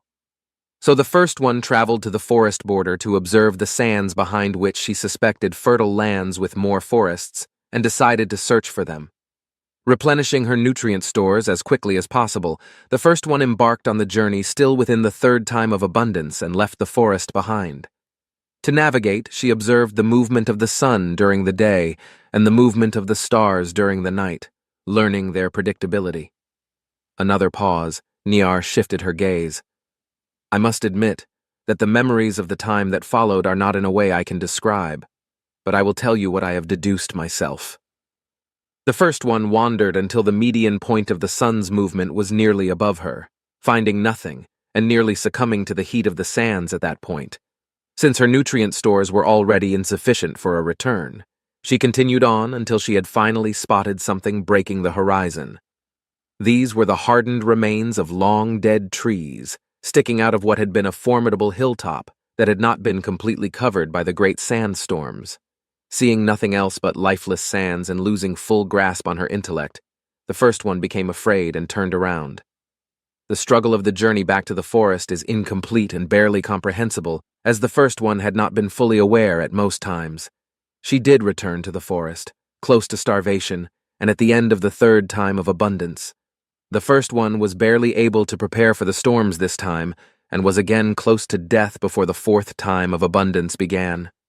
It was this point in time that she had changed from a reactive and observant life form into a sapient being. She had learned from her observations deep in the sands that the forest had been far larger in the distant past. Wandering the forest borders with that in mind, she recognized the signs and deduced that each cycle grew the sands which took away more of the fertile ground the plants needed for their growth. She saw that the time of the forest was limited, and that the predators would become more dangerous as the space to evade them diminished, and forged the plan to attack the fast breeders to protect herself and my ancestral species, which she still saw as her own. It was also during this time of replenishment that her biology induced the creation of an offspring. Completely enthralled, Neil took a moment before she noticed that Nayar did not intend to continue, so she quickly asked, "Is this all you know about the first one?" "She has lived on past this point, and I know more of her. I have merely stopped because you had requested to know of her life before there were any other of my species. Please tell me more." The curiosity and desire for more was intense, as Sam had asked to hear more. Nayar was surprised from this reaction. The memories of the first one were important for her species, but how could they be anything but disconnected remnants from the past of another world for a human? Putting herself back into a mindset to express an outside summary of her ancestor's life, she strung along more words, sending them to the translator in succession. The first one felt the formation of an offspring inside her and roamed the forest with a strong hunger. In her desire to protect my ancestor species, she also searched for them, hoping to share the knowledge she had gained and that had helped herself. But whenever she found live individuals, they fled from her, anxious to stay hidden and to not draw the predators by breaking their solitude. She also came upon many remains. They could not benefit from her knowledge anymore. When the fourth time of abundance was at its midpoint, she conceded and stopped her search. They would not listen to her, neither her warnings nor her advice, and the time had come where her offspring was beginning to form its own thoughts, so she concentrated on teaching it everything, all of her observations, all that she learned and all she had lived through. She had also made contact with the fast breeders thrice. 2 times she had been hunted and had to flee. Suppressing her panic, she was successful both times, and one time she encountered a fast breeder nest, well hidden in dense foliage but protected by only a few of them. Going against her instincts, she attacked the nest. The defenders were swift to move on to her, but the first one crushed one by one until there were none left. She then pushed on and trampled the nest until nothing living remained.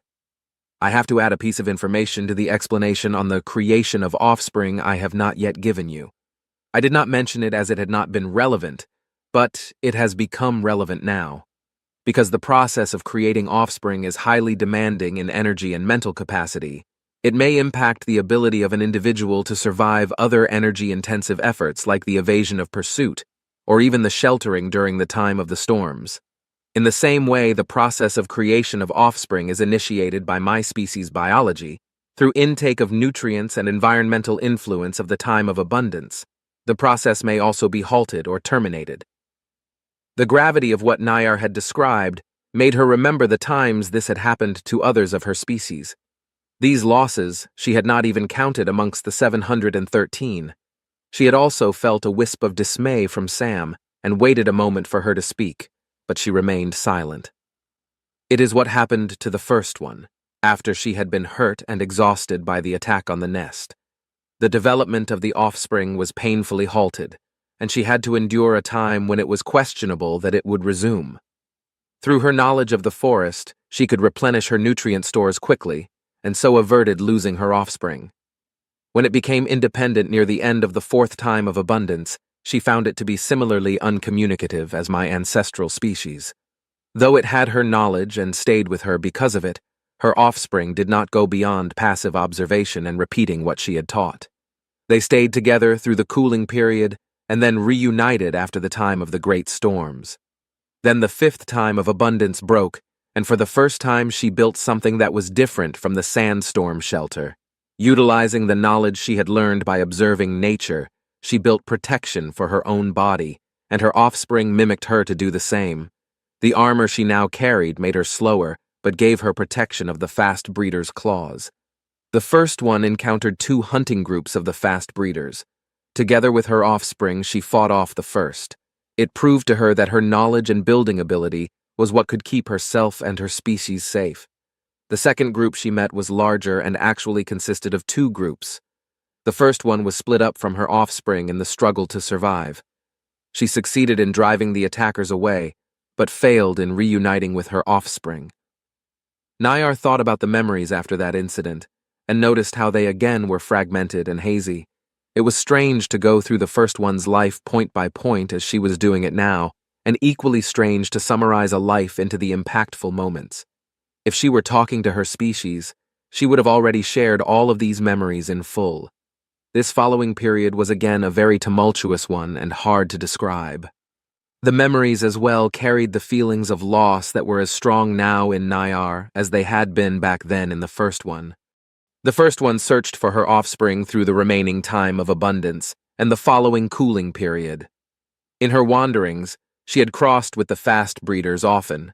These encounters had vastly expanded her knowledge on them, and she became able to evade hunting groups reliably while finding several more nests. And still, she had not found others of my ancestral species that she could teach what she knew and learned. This inability to communicate made her deduce that the only way she could save them was through culling the predators, and that she could only do through becoming stronger. Sam had chosen that moment to interrupt her, and surprisingly, displayed similar emotions when she asked the question on whether the first one had found her child again. Nayar was stunned for a moment. This human did not have the memories of the first one. How could she come to feel her loss and desperation? I am sorry to ask a question in return, but you are mirroring the emotions I am feeling through these memories. I don't understand how this is possible. I was under the impression that humans were not able to sense the emotional state of another being. That was not the strangest question Nayar had asked so far, but Neil was still taken aback. Yes, she did feel compassionately about this individual she had just learned about, but it was because the first one literally was just that. The first one of a species. How could she not get lost in this fantastic story? It did throw up the question how Nayar had so easily understood her emotional state, since she thought she had spoken neutrally. No, humans cannot sense emotions of others, not directly. Usually vocal inflection and nonverbal body language will let us judge another human's feelings. But that can be deceptive, and could even be deliberately manipulated. Right now, I am just listening to your story and imagining what the first one must have felt, not more. The translator remained silent for a moment before speaking. But why, then, do you feel these emotions? What I am telling you happened in the past, and you are not even concerned with any of these events in the slightest. Just now, she became very aware of the 2 large black eyes that were fixed on her, and the feeling of standing in a stadium spotlight returned. Quickly, she rose from the chair to think better. Look, we humans are compassionate, some more, some less. Personally, I tend to put myself into the position of the character in a story I hear or read about, and this will make me feel sad with them or happy if the story was different, doubly so if it is real. It does mean I may also get worked up over some fictional death in some book, but on the other hand, that's what a good story is about, right? I am unsure I understand. Why do you mention the distinction of empathy towards real stories, and also sadness coming from a fictional death? Does the expression fictional not mean that it is untrue? Something clicked in Neil's mind. Nayar's species never developed storytelling, and they subsequently did not have fictional stories. Her mind raced. With that seemingly perfect generational memory, there had never been a need to turn events into tales. It's also why she had mentioned the difficulties of telling the story of the first one. She already had her hands buried in her hair again when she tried to imagine a world without fiction. How could she even explain this concept? Carefully, she began, "That's correct. If something is fictional, it means it is untrue. In the context of stories and tales, however, it is not necessarily a bad thing. Humans do not have the memories of their ancestors and have to learn indirectly about events not involving them. From the tradition of retelling what had truly happened also came a way to create entertainment by exaggerating factual details of these past situations. And from that, humans came to develop telling completely untrue stories by straight-out creating fictional circumstances with characters that do not exist, encountering situations that never happened. This is also done for purposes of enjoyment and learning." Again, a shift to the other pair of eyes. Neil pondered if she had failed to explain it comprehensively. They lied about past events, and also created untrue scenarios for the purpose of entertainment? But if they were limited by the language they used to communicate with, there could be no way to distinguish them. Nayar had gathered that humans were unable to share full memories across individuals. This new information made her think of it being an even bigger disadvantage. She put the words together to send them to the translator. "If you only learn of the experiences of other humans through language, are you not failing to learn a large part of that memory? And if your knowledge of the past is based on retellings, how do you ascertain that the past is true?" Unfortunately, Sam went off into another long explanation that included words about technology and machines Nayar did not understand. She did get from all this that humans had developed methods to externally store records of events, and to fact-check the validity of stories about the past, which they apparently utilized often. "I am sorry I was unable to follow your explanation fully, as you had used words of which I do not know the meaning. Having to verify the truth of information on past events is a concept that does not exist for my species, and I cannot fathom how it impacts your ability to communicate between individuals." It took a moment before another explanation came from Sam, who inexplicably radiated discomfort. She told Nayar about what humans called lying, which was purposeful and deliberate telling of untruths, and she explained that it could be used maliciously to falsely present a situation to other humans for a selfish gain. But she also claimed that this happened rarely, and lying was actually most often used in daily superficial communication to change presented information in order to soften the emotional pain another human might feel from the truth. No, this still did not make sense. So lying was something humans did maliciously, kindly, for entertainment purposes, and apparently very often. One question did push itself to the front of Nayar's mind, and she quickly put it together to pose it. "Have you lied during this meeting?" A sharp sincerity swung with Sam's reply that she had not. She added that she would also never attempt to deceive Nayar. Nayar followed with the logical next question. "Would you please tell me about an untrue event so I may experience a lie?" When Sam began to speak of the type of food she had before the last pause, it was immediately clear to Nayar that it was untrue whatever it was that she was talking about. Sam's mannerisms had changed, and her emotional state was superficial and clearly forced. "You are not telling the truth." It was not a question. Neil could not understand Nayar's desire to see a lying human in action, and now she had given what seemed her deductive analysis on a statement that was set up to be untrue. This did smell of a challenge to Neil, even though she was a terrible liar. "Well, okay. To put you in the position of a human in a conversation like this, I will tell you something that might or might not be a lie, and you can tell me what you think." Nayar shifted slightly, but remained silent. So after a moment of thinking, Neil began, "Where I come from, there is this small lake. One day there was a get-together of around 20 people, me included, and we planned on making a bonfire.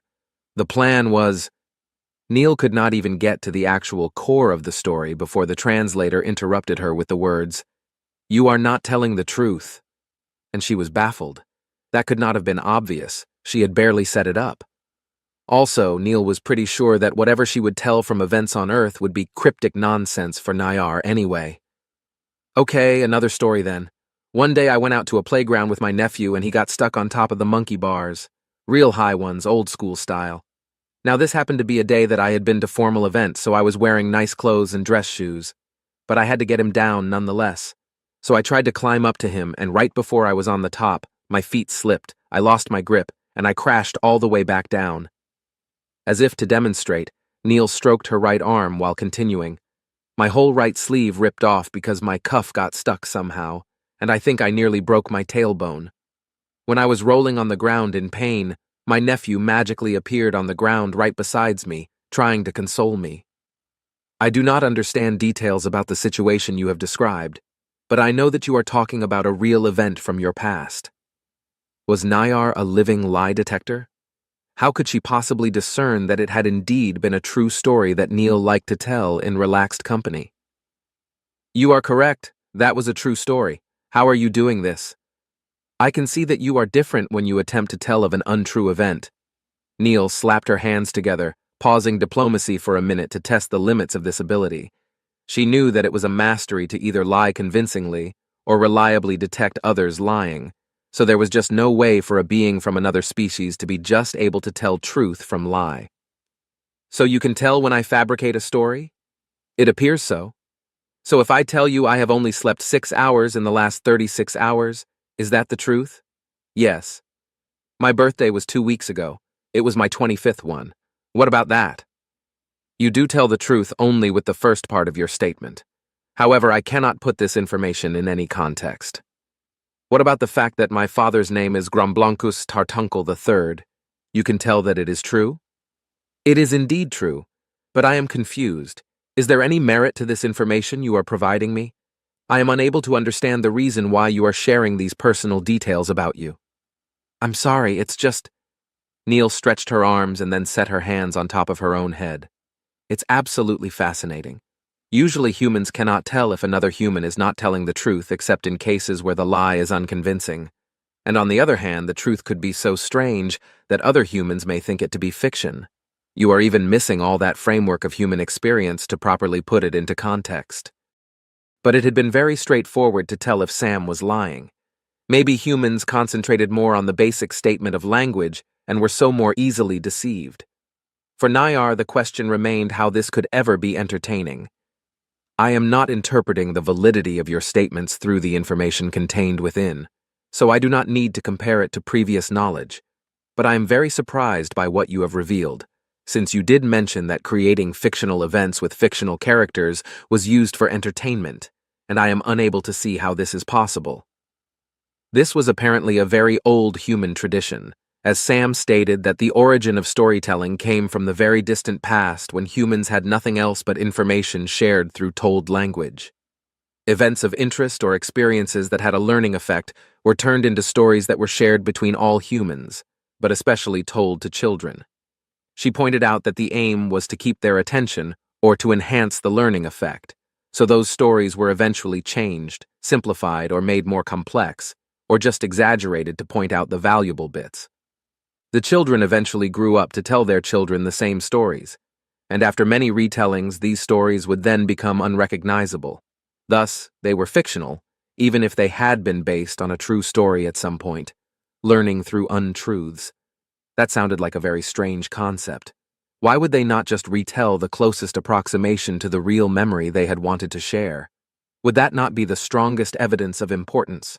Something noteworthy that had really happened, and could so happen again? I do not see the value of sharing an untrue retelling of an event. Does it not cause the children to distrust the adults when they learn that they had been told stories that are fictional? Amusement, and also a sliver of guilt, came from Sam as she replied that children's stories may indeed cause distrust, but they were nonetheless important.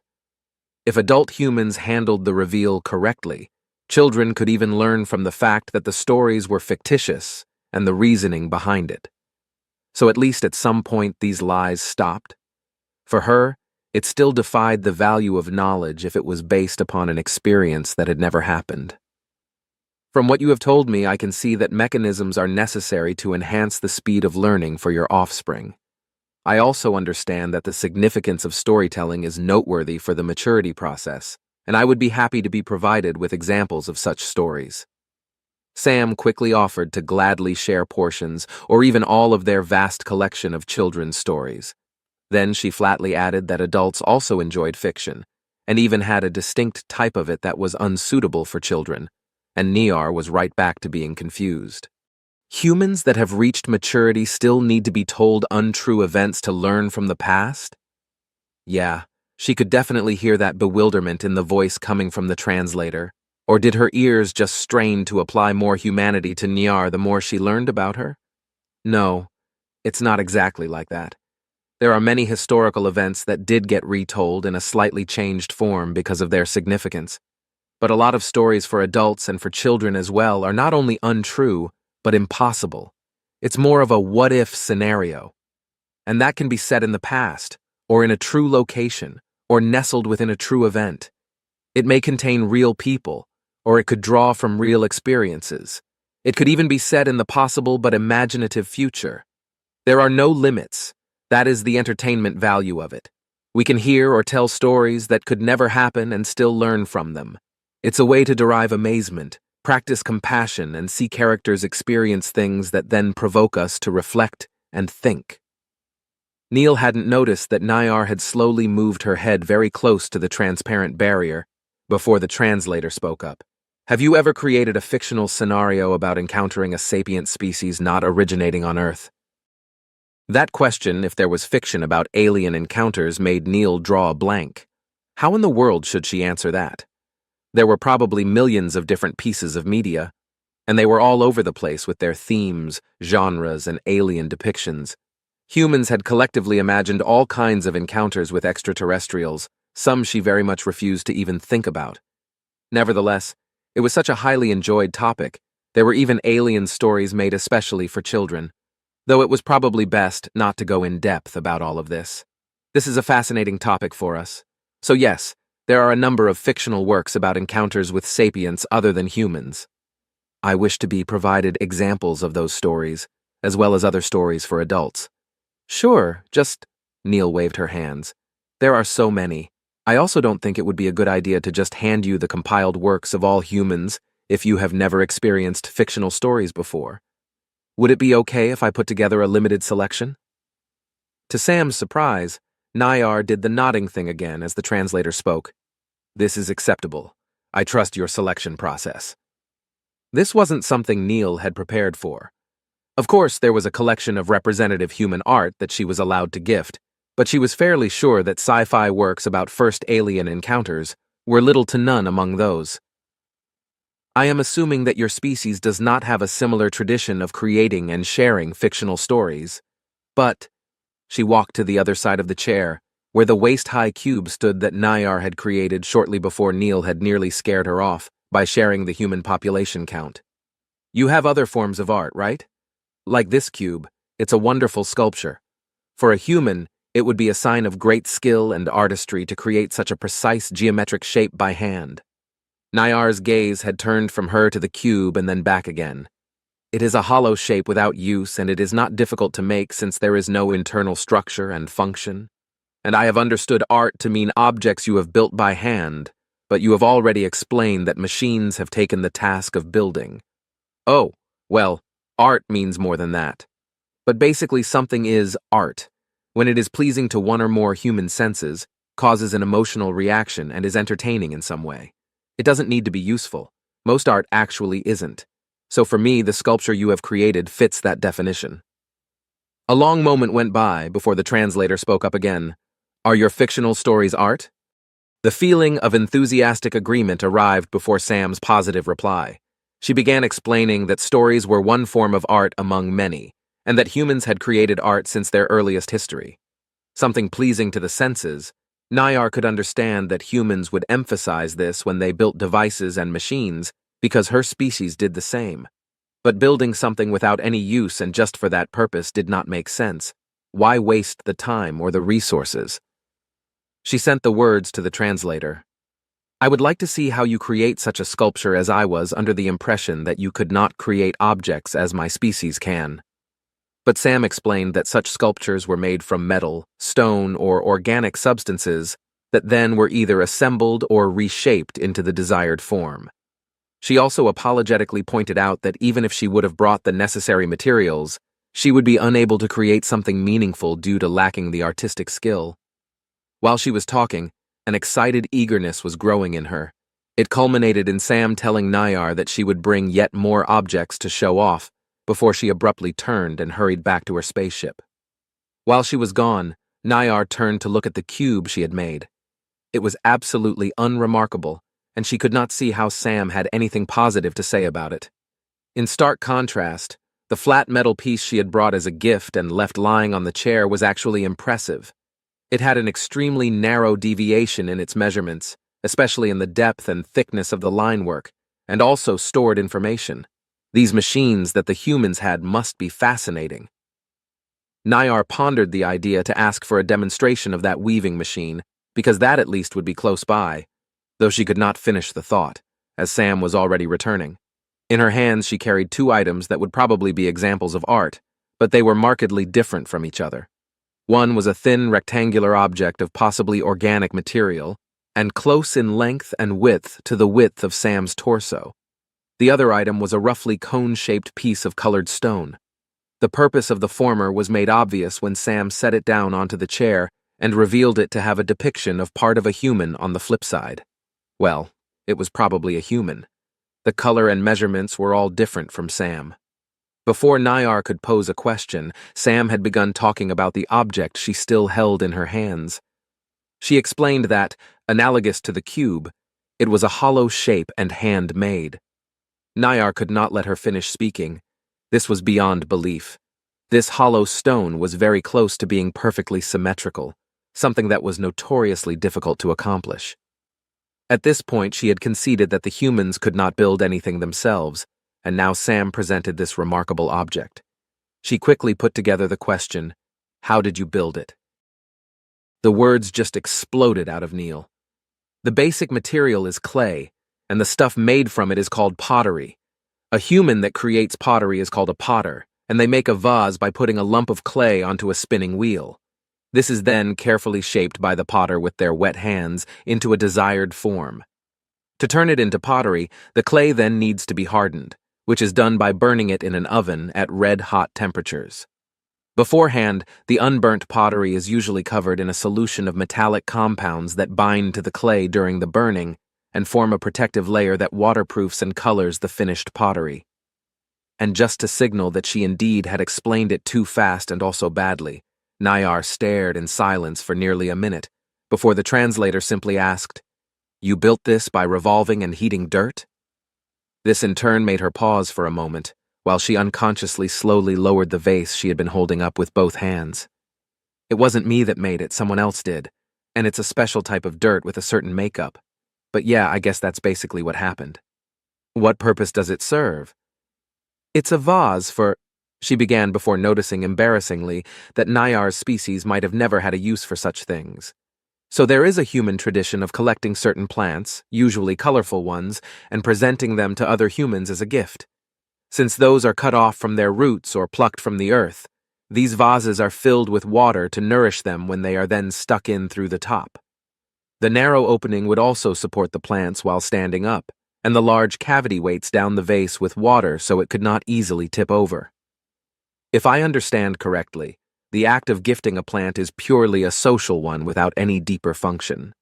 And around this inessential act, you have created the additional layer of utilizing a specially made container to prolong the limited lifespan of those gifted plants.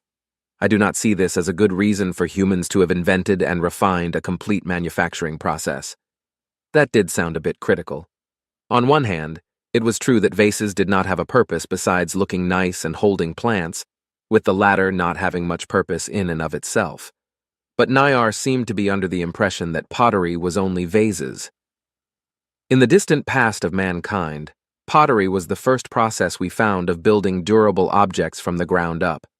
The first products were food storage containers, but the clay could be hardened into all kinds of shapes, like cups and dishware. Vases are just one type of pottery, and I think they are based on vials, which were used to store drinking water and other liquids. Then the vial seems to be a more important construct, as it has the purpose of holding nourishment, even if the vase has a magnificent shape. Do you have vials for water storage on your ship that were made by hand as well? Neil shook her head and used a free hand to gesture while explaining. Most pottery was replaced by more durable glass, metal, and later hydrocarbon polymer products. Actual stoneware is hardly used anymore.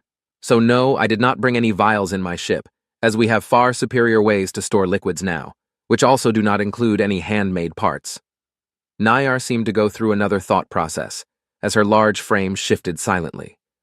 But the translator remained entirely silent. Do you want me to tell you about the other piece of art I brought? It is the replica of a famous painting, Neil carefully suggested while pointing over to the chair. I have already noticed the depiction to be of a human head based on the similarities to your physique and the pictures on the knowledge cache plaque. Though the surface texture is irregular, and I presume that you created this depiction by thinly applying a colored material of high viscosity onto a flat surface that then bonded into a layer which broke up again in the drying process. Her fingers drummed against the vase and Neil blurted out, "How well can you— Why did you create it that way?" The translator's voice interrupted her question. "I did not," she replied, drawn out before pulling herself together and asking, "Niar, how well can you see? Can you actually discern the surface structure of the painting from where you are?" Just for herself, Neil let her eyes pace the distance between the chair and the transparent barrier, which were probably slightly more than 3 full steps. Nayar's large black eyes were another 2 steps further, she guessed. Yes. Finally, she set the vase down and used her freed hands to dig into the hair on the back of her head. It did get a bit frustrating again, though Neil could not quite tell if it was the topic, Nayar's misunderstandings, or the mental fatigue that slowly crept up the back of her head. Before launching her explanation, she sat back down into the chair while moving the plaque to the side and setting the picture against the cube, facing Nayar. This is a replica of a painting called Girl with a Pearl Earring, or actually, it's a sprayed replica. That's what we call a reproduction of a painting done by matter printers, but in full structural detail. They say that this method captures the essence of the brushstrokes. Judging from your thoughts on it, I am inclined to agree. This replica was even printed onto real canvas, and then fitted with a wooden frame so it would look as close as possible to the original, which is still hung up in some museum on Earth, I would assume. Alongside it are thousands of other paintings. Some are of people, some are of distinct scenes of historically significant events, and some are of mundane, everyday moments and items. They are all held important to humans because they are tiny pieces of our past. An elaborate and impressively manufactured copy of an object that apparently had the singular use of displaying the likeness of a human woman from the past. Nayar could imagine why that original painting had been made, if humans did not have the ability to perfectly recall memories, and with that the appearance of other humans, this would be a way to preserve the image of one that had died. Though it seemed such a limited way of doing it. Why not just build a human form and then paint that? They even had that clay material which could apparently be shaped by hand easily and then hardened. Why would they introduce that layer of abstraction and then recreate the looks of a human into a 2-dimensional pane, leaving out so many details? She did not see how she would even begin translating Sam's appearance into 2 dimensions, even if she did know exactly what she looked like and could easily create a shape that would copy her perfectly. She could probably create an outline shape similar to the human depictions on the plaque, but then fill it in with the necessary details to create a resemblance of her without any depth. Nayar's mind tumbled over her tries to conjure up the image. She got hung up on the painting process as well. Smearing some colored suspension onto any material in a deliberately accurate and precise manner had to be near impossible. The surface structure did tell her that instead of their own fingers, it had to have been some sort of multi-pronged application device its creator had used. Was that the key to achieve precision? But even then, compared to the complex structure and softly changing color gradient of Sam's skin, the human on this painting was near featureless. Did the creator of the painting just omit all the details they had been unable to project onto the painting? Were these recreations similarly flawed in accuracy as were the verbal retellings from the past Sam had talked about? Did the woman on the painting actually look vastly different, and the painting was a mere retelling based on her real image? Niar tried to focus on a single detail of Sam's face, trying to follow a similar process. She concentrated on reducing her eyes into just their overall shape and colors. It was not the first time she had taken a good look at them, and again she marveled at the complexity of the human's optical sensory organs. She quickly pulled her focus back and began again to reduce the visual details of the eyes, lowering the apparent accuracy requirements necessary to paint them. She failed to create a mental image that would be possible to be put into painting along the same process, but still held the appearance of Sam's eyes. So Nayar went through another iteration, and another, and then a couple more, these times leaving behind any attempts to stay analogous to the painting.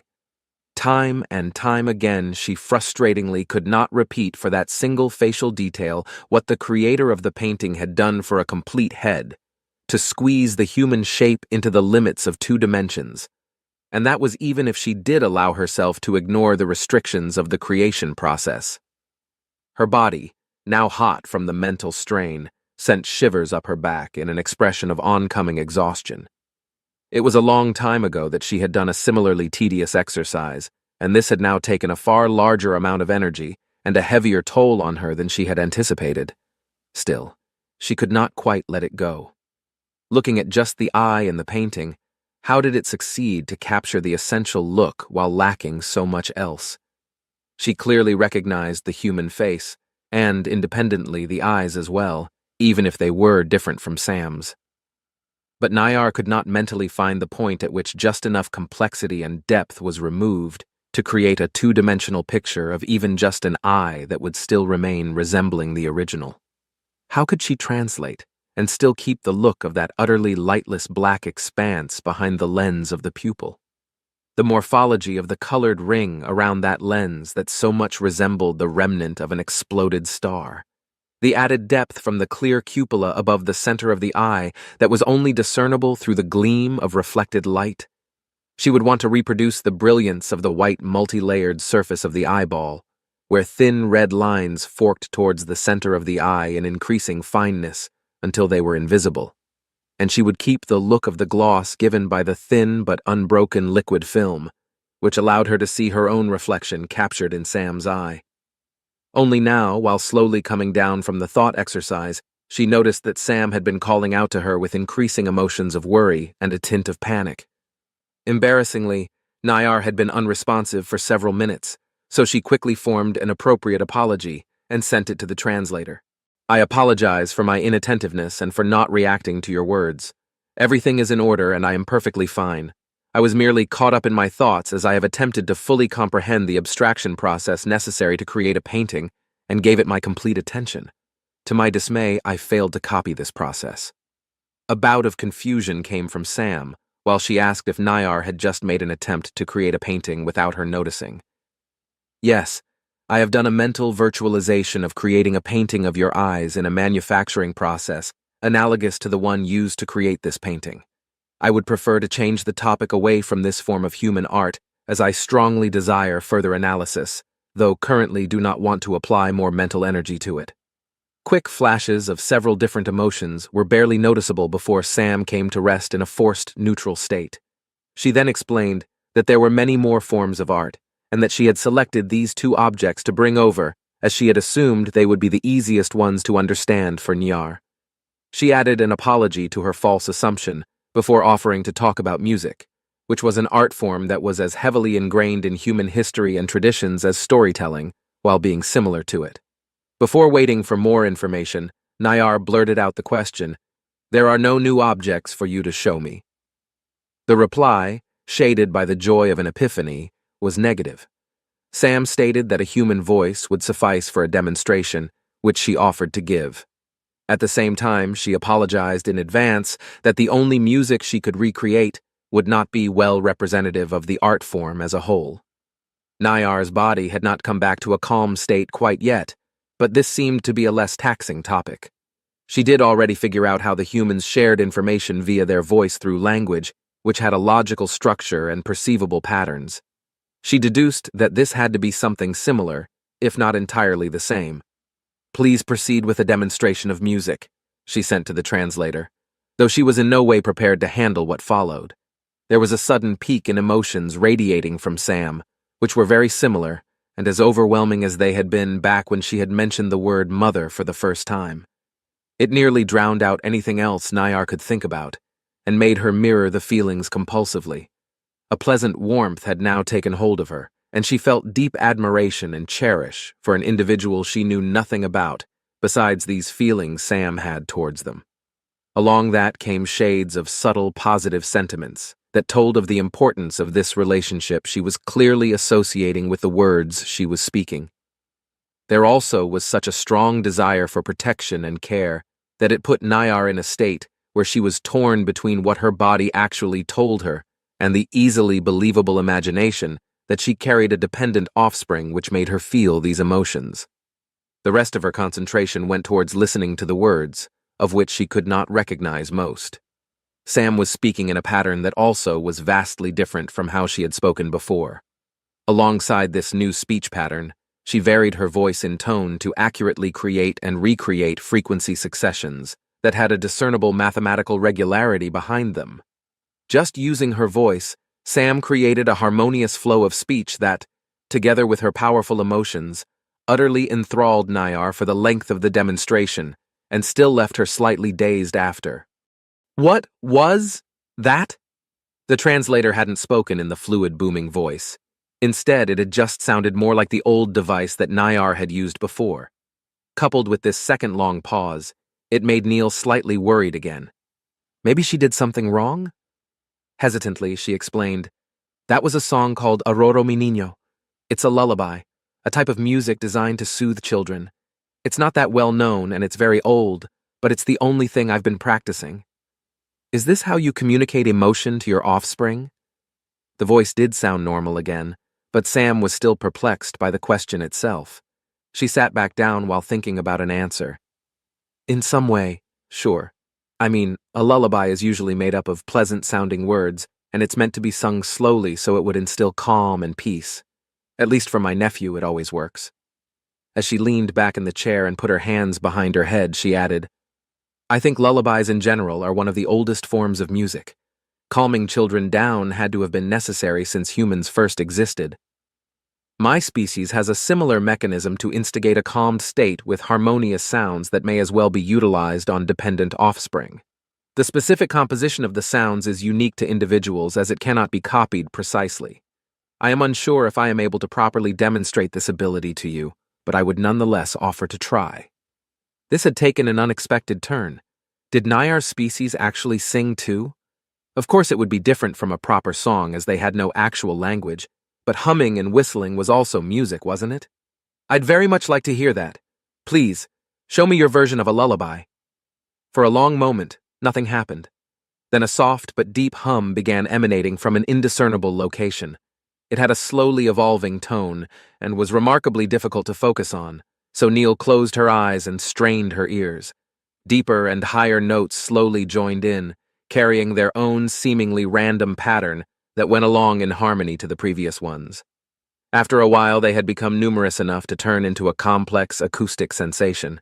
Still, the whole ensemble remained very deep in tone, right around the lower edge of her hearing. For some time, she listened to the piece, admiring the tonal patterns that she would definitely label as music, even if it seemed to be a very slow piece. She was expecting the demonstration to be over any moment, but quickly closed her eyes again as soft pings around the middle range joined the deep hums. These added perfectly to the subtle high points of the underlying random harmony, giving her mind and ears a slow and steady rhythm to focus on. The beautifully clear high tones adding soft, bright streaks into the melody was the last thing Neil remembered before she fell asleep. Disoriented and confused, Neil blinked a few times. It was dark and silent, but she definitely still was resting in the chair on Nayar's ship, and she had just woken up. A mix of embarrassment and anger at herself pushed hot blood into her cheeks when the realization set it. Neil must have drifted off to sleep while Nayar had been showing off her ability to sing, and since she even switched off the lights, it had been very clear that there was no way she had not noticed. It was ridiculously unprofessional for an ambassador to just nod off during a meeting. Holding her voice at bay, Neil spoke out into the darkness. "Hello? Are you still there, Nayar?" The room's illumination slowly rose from total darkness back to the comfortable level of light it had before, revealing the huge alien head behind the transparent barrier that, as Neil imagined, displayed a very judgmental expression through both pairs of its black eyes. Before she could even begin to turn into full diplomacy mode, the translator spoke up. Again, I have to apologize for my inattentiveness towards your presence. The mechanism my species possesses to instigate a calm mental state in offspring is used by mature individuals to the same effect. I had been unable to stop myself from entering meditation and could only regain full consciousness after 37 minutes, though I had then unexpectedly found you in a state of meditation as well. Please accept another apology if my assumption is correct that I had been the cause of this. Luckily, first the blood rush, and now her bewilderment following this development pushed every last bit of weariness right out of her mind.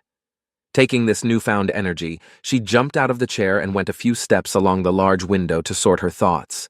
If she had understood correctly, Niar had basically fallen asleep too. You don't have to apologize for this. You did warn me. As for me, she trailed off as her cheeks felt hot again. That was not really your fault. I misjudged and, I guess, also overlooked my current need for rest and had fallen asleep. That was inappropriate, and I am sincerely sorry. It seems we have both come to a point of exhaustion without addressing the apparent need for proper rest. This meeting and the exceptional knowledge I am taking in has as well continually taken a considerable and unanticipated strain on my body and mind. If you are in need for a pause to continue your meditation or to return to your ship, I would offer my full compliance. That's very accommodating of you, though I will definitely have to sleep in a bed if I want to rest properly, Neil said while she massaged the back of her head. Also, just to clarify, I did not meditate. I was actually fully asleep. Nayar pointedly turned her head and took some time to reply, which made Neil's somewhat burned-out mind stumble through her previous words and evaluate if she said something wrong or mistakenly slipped too far into non-diplomatic language.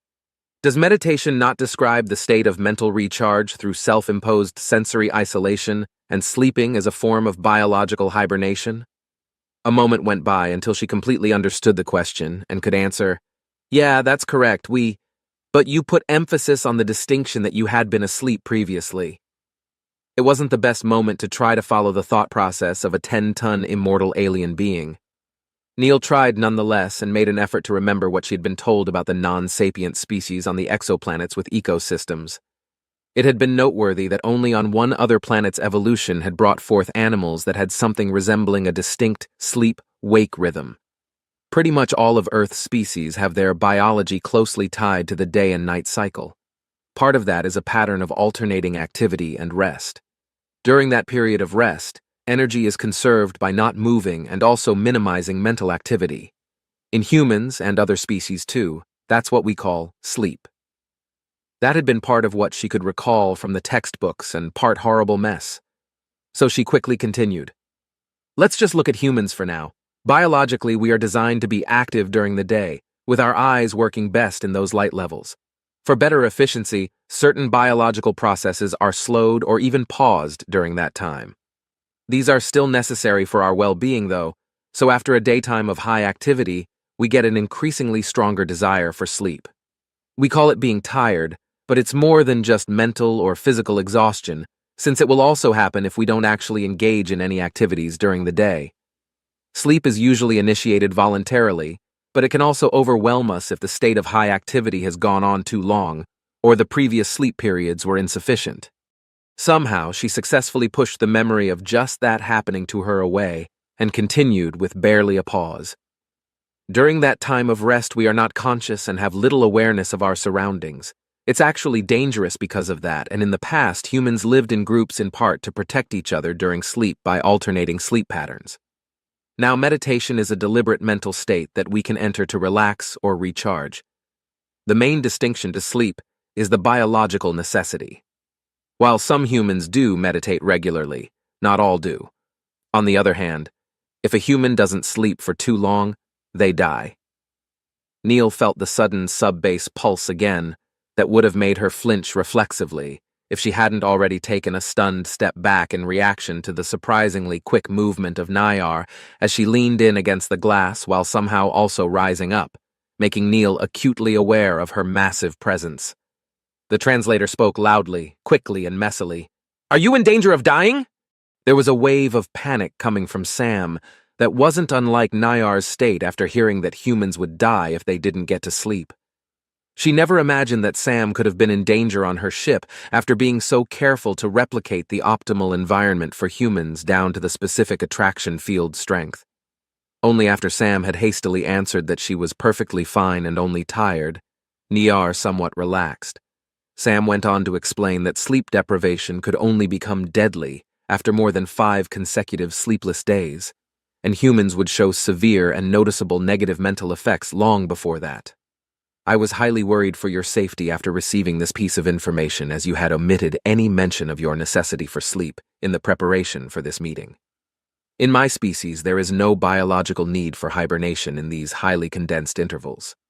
I would like to know which biological processes are relegated to happen during sleep periods.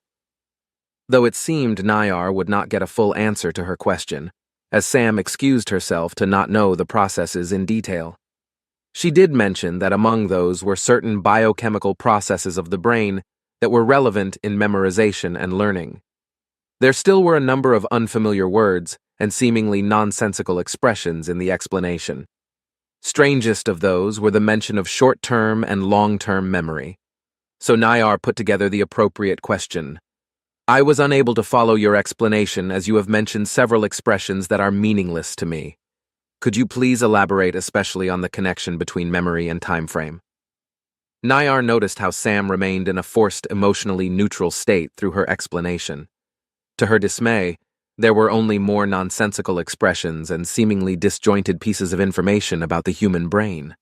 For Nayar, it threw up more questions than it had answered, especially the bits about memories apparently moving about, and also the brain being made up of parts.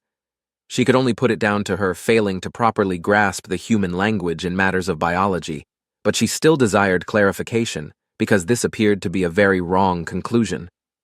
"Is your physical brain not a unit?"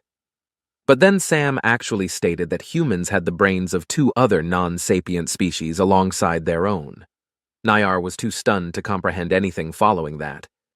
"You have 3 brains?"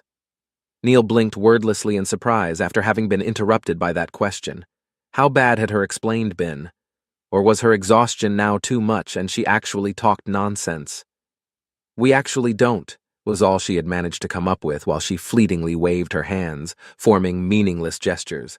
Nayar remained silent and, what she imagined, awaiting a proper explanation. Neil eyed the chair, but quickly brushed away the thought of sitting down as she still held a bit of resentment towards it. So she remained standing, took a deep breath, and tried her best to somewhat set it straight. The human brain is an interconnected single entity. It is just loosely built upon different brain designs we had found in other species on Earth that share those with evolutionary ancestors of ours. Calling these parts primate brain, lizard brain, and mouse brain, we just do for comparison. It essentially means that we can trace back the development of the brain through our evolutionary tree, because there are recognizably different architectures that are layered upon each other, and those can be tied to different development stages observable in other animals, though I am now not sure I am properly explaining this.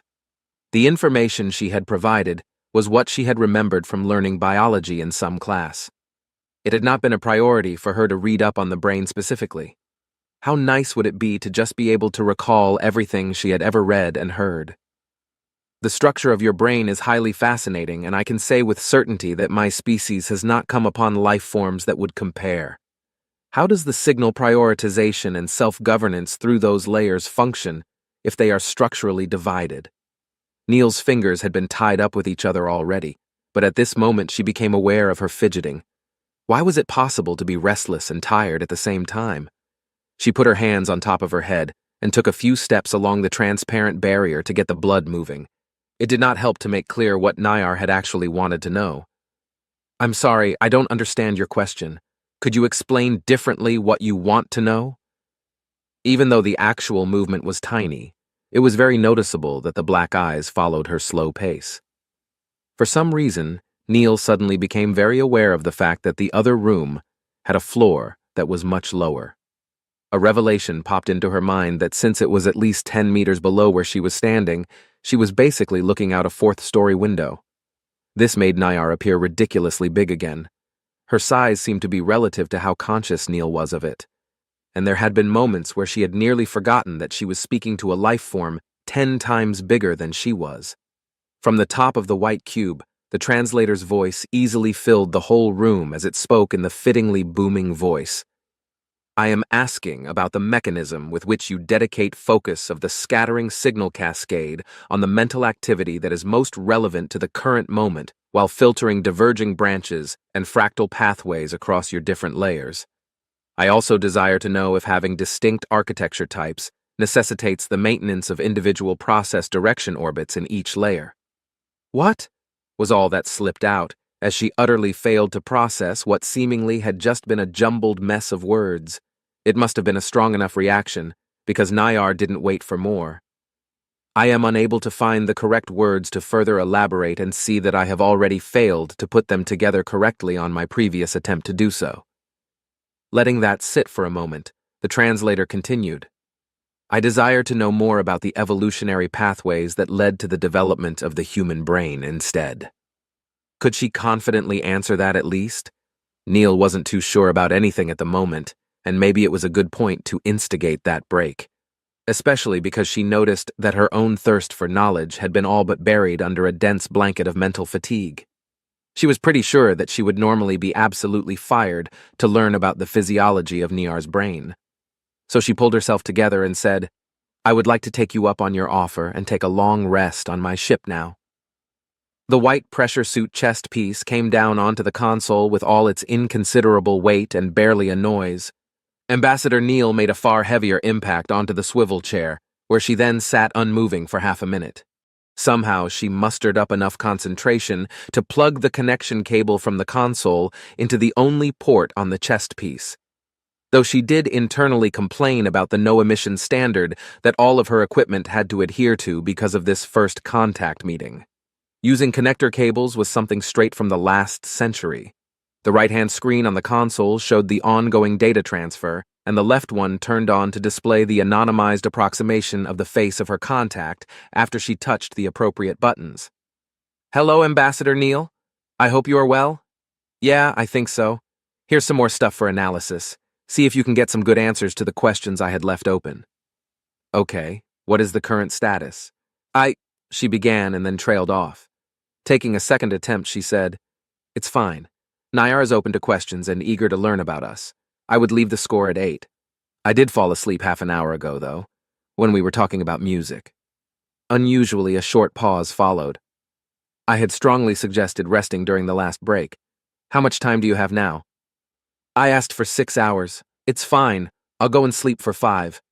I suggest utilizing an approved sleeping aid. Yeah, thanks. I'm off then. After hearing the reply, she tapped the screen and disconnected. This would be one hell of a report in the end. Unfortunately, her involuntary nap would definitely become part of history. Shrugging off that thought, she got up and stumbled out of the cramped communications room and made a beeline through the adjacent central commons area to the automatic door in the far corner, which slid away to reveal the most basic bedroom possible. In her current state, the narrow room with barely any furniture besides the simple bunk looked as inviting as the best hotel bedrooms she had stayed in.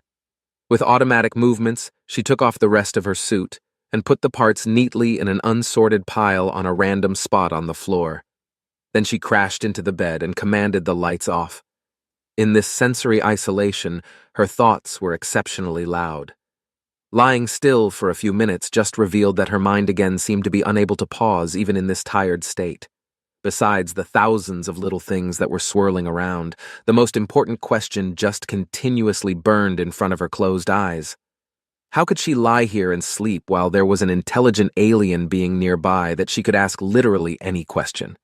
An alien with a breathtakingly different culture and society of which it literally carried all the knowledge. And Neil hadn't even scratched the surface. Still, without proper rest, she would not be able to form coherent questions anyway.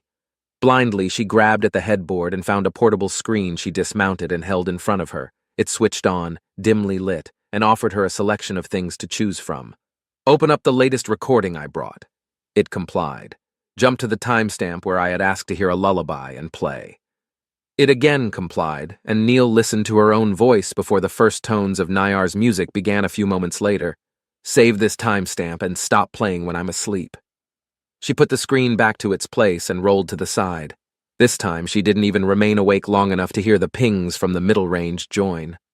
Pushing off her rest was probably not a good idea, but Nayar could not let go of Sam's revelation that the human brain was made of distinct pieces that somehow worked together to produce intelligence. How could such a thing develop in stages? What kind of species survived with an incomplete version of it? The lizard, did it really miss two types of the human brain instead of just having a smaller version? It still remained incomprehensible for her, and she tried to find a reason why evolution would not just cause brain size and, in tandem, the mental capacity to increase. She worked through how the natural selection process could create a functioning mind most efficiently. Several iterations of designs later, she stumbled upon a concept that disrupted her thought process with an epiphany. The human brain must have a split architecture because its functionality was split across those different parts. A biologically simple life form could survive with little mental power, as there didn't need to be much dedicated to bodily functions. It could only become more complex if the brain size increased, or a new organ developed that would take on these new processes. So, instead of gradually increasing the size, new functions would just be taken on by more additions, letting biology keep the most efficient iterations that had worked before. Now, if humans were born barely developed, and as Sam had claimed, without knowledge, how were their bodies able to work properly? There had to be an organ responsible for it, something they apparently had no direct control over. And it must be one of these layers. Consequently, it did mean that humans indeed were able to teach their dependent offspring. Because the very first thing Nayar had learned from her ancestor, and the first thing she automatically taught her offspring, was control over the other organs of the body. It was something she was barely conscious of, even if a tiny part of her mind was always dedicated to that. What if she had an organ taking over that function instead? Would she even consider it being part of her brain if it was not physically part of it? The energy cost of this mental exercise had again been significant, and she had to watch herself not to overdo it. Though before, she could now finally let go and stop all those runaway thoughts, a second epiphany hit her. That shared functionality also explained the humans' obvious intelligence and impressive technological capabilities despite their small size. They had expanded upon their own brain by abstracting knowledge into concepts that could be stored externally. They had actually created another layer onto their biological brain. The light from the airlock fell into the hallway, making Neil's frame draw an elongated shadow onto the smooth, pale gray floor. She was a bit early as she took the last few steps to reach the meeting room. The flat dividing wall also was still just that, a wall. Nothing had visibly changed while they had their longest break yet. The waist-high white cube sat beside the armchair, propping up the translator and the mechanical watch that gave off a soft gleam from the little light that fell onto it. Just for completion's sake, she verified that the golden plaque, the vase, and the painting were also still there. She did bring a new item to add to the collection. Something she had been careful to have printed as close as possible to the original, because despite the fact that only the real thing would do in this situation, there was not a single sheet of paper in the whole ship.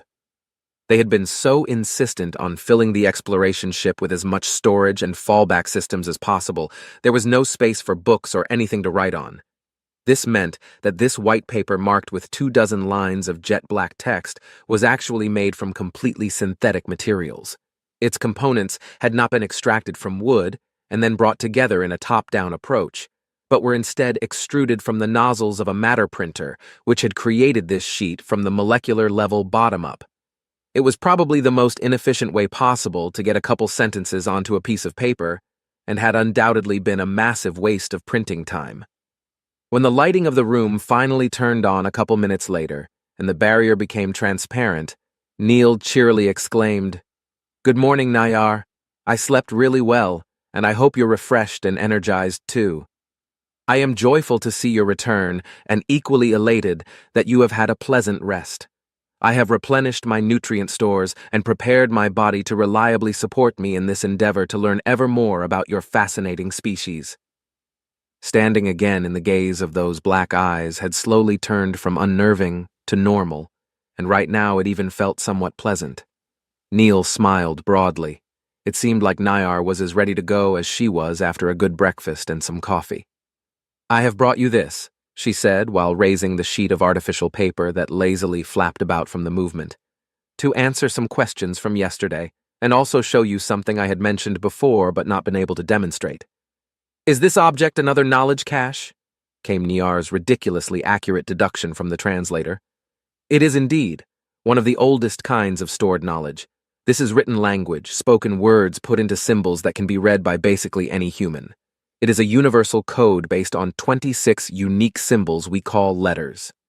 Just using those, we can densely store knowledge and information simply on marked surfaces like this paper. There are 10 more symbols called numbers to represent natural numeric values."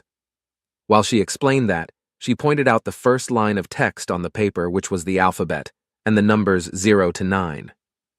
Neil knew that Nayar's eyes were focused on the paper, even though there was nothing to indicate that fact, and that this massive being would have no problems reading the tiny symbols written on the square that probably had a relative size of less than a postage stamp held 10 meters away. Neil kept explaining. "These sheets can have text or drawings on the front and back side, with additional sheets holding more as needed. A number of those can be organized into a stack and bound together on one long side to create a codex that can be read by flipping through the pages. For a long time of our history, this was the best method we had to reliably store all kinds of information, like, for example, science, historic events, or fictional stories." "Can you read the knowledge stored on this paper?" Sam's words were not that important, as Nayar did not understand them fully anyway. She was much more concentrated on the movement of her eyes that glided across that paper, presumably along those lines of written language. Their meaning was apparently effortlessly deciphered by Sam as she spoke with normal tempo, adding more explanations to the topics of their last conversation. So this was the actual power of language. Thoughts abstracted first into words and then into those symbols, to put them onto a carrier material so thin that it could be stacked together and collected into vast repositories of information. These could then probably be easily replicated, to be used as storage and means of communication at the same time. What a brilliant way to compensate for a memory that could not be shared directly and was tied to a being that would eventually die. It had probably been quite a change in their society when this way of storing their language had been found, possibly forcing a massive evolutionary shift where only those remained that had the ability to utilize it. Nayar did already know that the direct translation of their language into electromagnetic waves must have been what followed next. Because that had been the way she was given the encyclopedia of their language, which had made it so easy for her to learn to speak it. She wondered briefly what would have happened if she had been only provided those symbols instead. "I have observed neither this storage system nor the encoded language when I had been given preliminary information. Did humans develop technology that replaced it?" Sam replied in the negative and told her that written language was still utilized daily by nearly every human, and that machines were now used to show and store text instead of paper. At the same time, apparently these machines could efficiently store vast amounts of information. Despite Sam apparently simplifying this explanation, as she claimed at least, large blocks were incomprehensible technobabble for Nayar. Maybe that was why she had misunderstood. Because if the humans had the means to store and access actual knowledge through machines, why hadn't Sam done just that? Or was that the way she had, during the break, retrieved those answers that remained open from the last meeting? Nayar put together a short question. "Why did you not bring such a machine?" She replied that because of how human technology was heavily adapted only to themselves, it would be near impossible for anyone non-human to properly utilize these machines and then successfully navigate the stored information. Adding to that, Sam mentioned something called First Contact Protocol that had been created in the beginning times of human space exploration and dictated clear rules about how to stand before another sapient species during the first encounter. One important rule apparently forbade the utilization of any machine or device that would emit signals through any medium on frequencies or amplitudes outside of narrowly defined safe bands. The rough basis had been the naturally created noise of flora, fauna, and environment of Earth, starkly excluding anything to do with humans, of course. Sam explained that all the equipment she used and the items she had brought were totally emission-free, and even her spaceship had only single-line pinpoint quantum entanglement communication and no broadcasting capabilities. She then even specified that for the same reason she had held her body entirely without device integration. For one thing, it did make the full-spectrum communication blockage field generator that Nayar had built entirely without purpose. For another, it threw up a host of questions about the last part of Sam's statement. Nayar must have misunderstood, because if she hadn't, it would imply that humans had interconnected their biology with machines.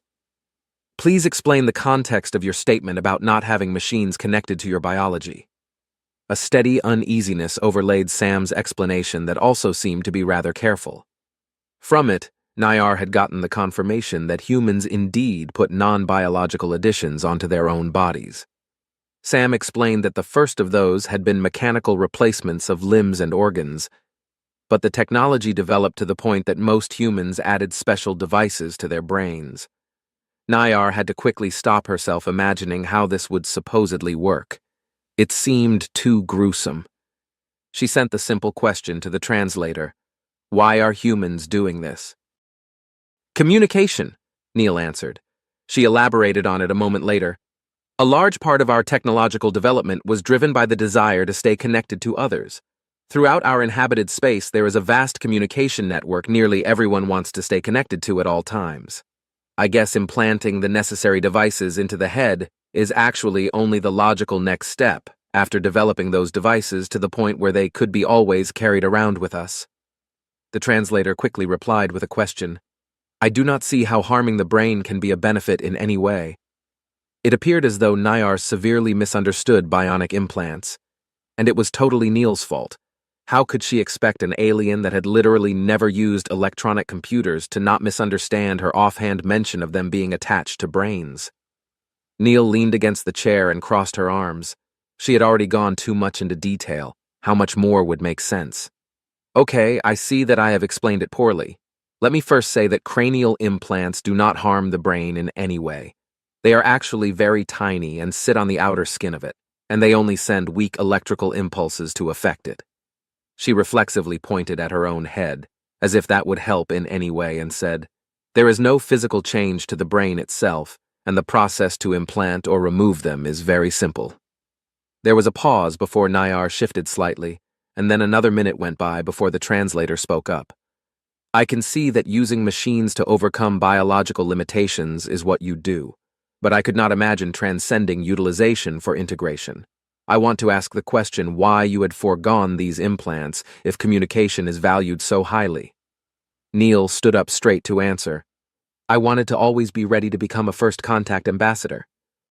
The wave of sincerity that Sam emanated was as strong as when she had successfully convinced Nayar not to prematurely break off the meeting. It was strange. Sam had expressed the desire of the humans to find other sapient species to befriend them, and they had prepared for the scenario apparently since they first left their solar system. And now even Sam herself had displayed an extraordinary eagerness to be the individual to initiate first contact. Why were they so keen to find intelligent life outside their own planet? Nayar had only explored space to find live planets and catalog those and the stars she came across. All the first contact preparation she had done had happened after those initial messages from the humans. Once again, Nayar posed a simple question. Why do you desire to find sapient life? Strangely, what came from Sam was a sense of deep loneliness so intense that Nayar could only find one memory that somewhat came close. It was the moment when the first one had learned that she was different from her ancestors and found herself to be unable to communicate properly with any other being. Sam pulled her out of that memory, as she mentioned how in the past, humans had always longed to find that they were not alone as a sapient species. She explained that in fiction, these encounters with beings from outer space were only a small part of a highly popular theme that encompassed a large part of storytelling in general, where other sapient beings existed besides humans. This longing had also been a part of Sam herself, and she next told of the time when she was a child, and how in the vastness of the night sky She saw the possibility of life cradling on those near-infinite other worlds, orbiting distant stars, hoping somewhere life would grow into a form that was not only intelligent, but able and willing to communicate. Those past decades of space exploration had been very disappointing in that regard, as the only life forms they did find were as far from intelligent as life could be. It had only reinforced their will to find someone to talk to. Sam closed with saying that humans had simply felt lonely. How strange to find a whole species to mirror the feelings of an individual. It seemed the humans had felt as the first one had felt when she was alone. Did Nayar's species overcome this somehow? She could not find this longing in herself or in any other memories. But quickly she pushed that thought away with an important question that had arisen earlier when they were still talking about written language. Since when had humans been able to store language, and with it, history?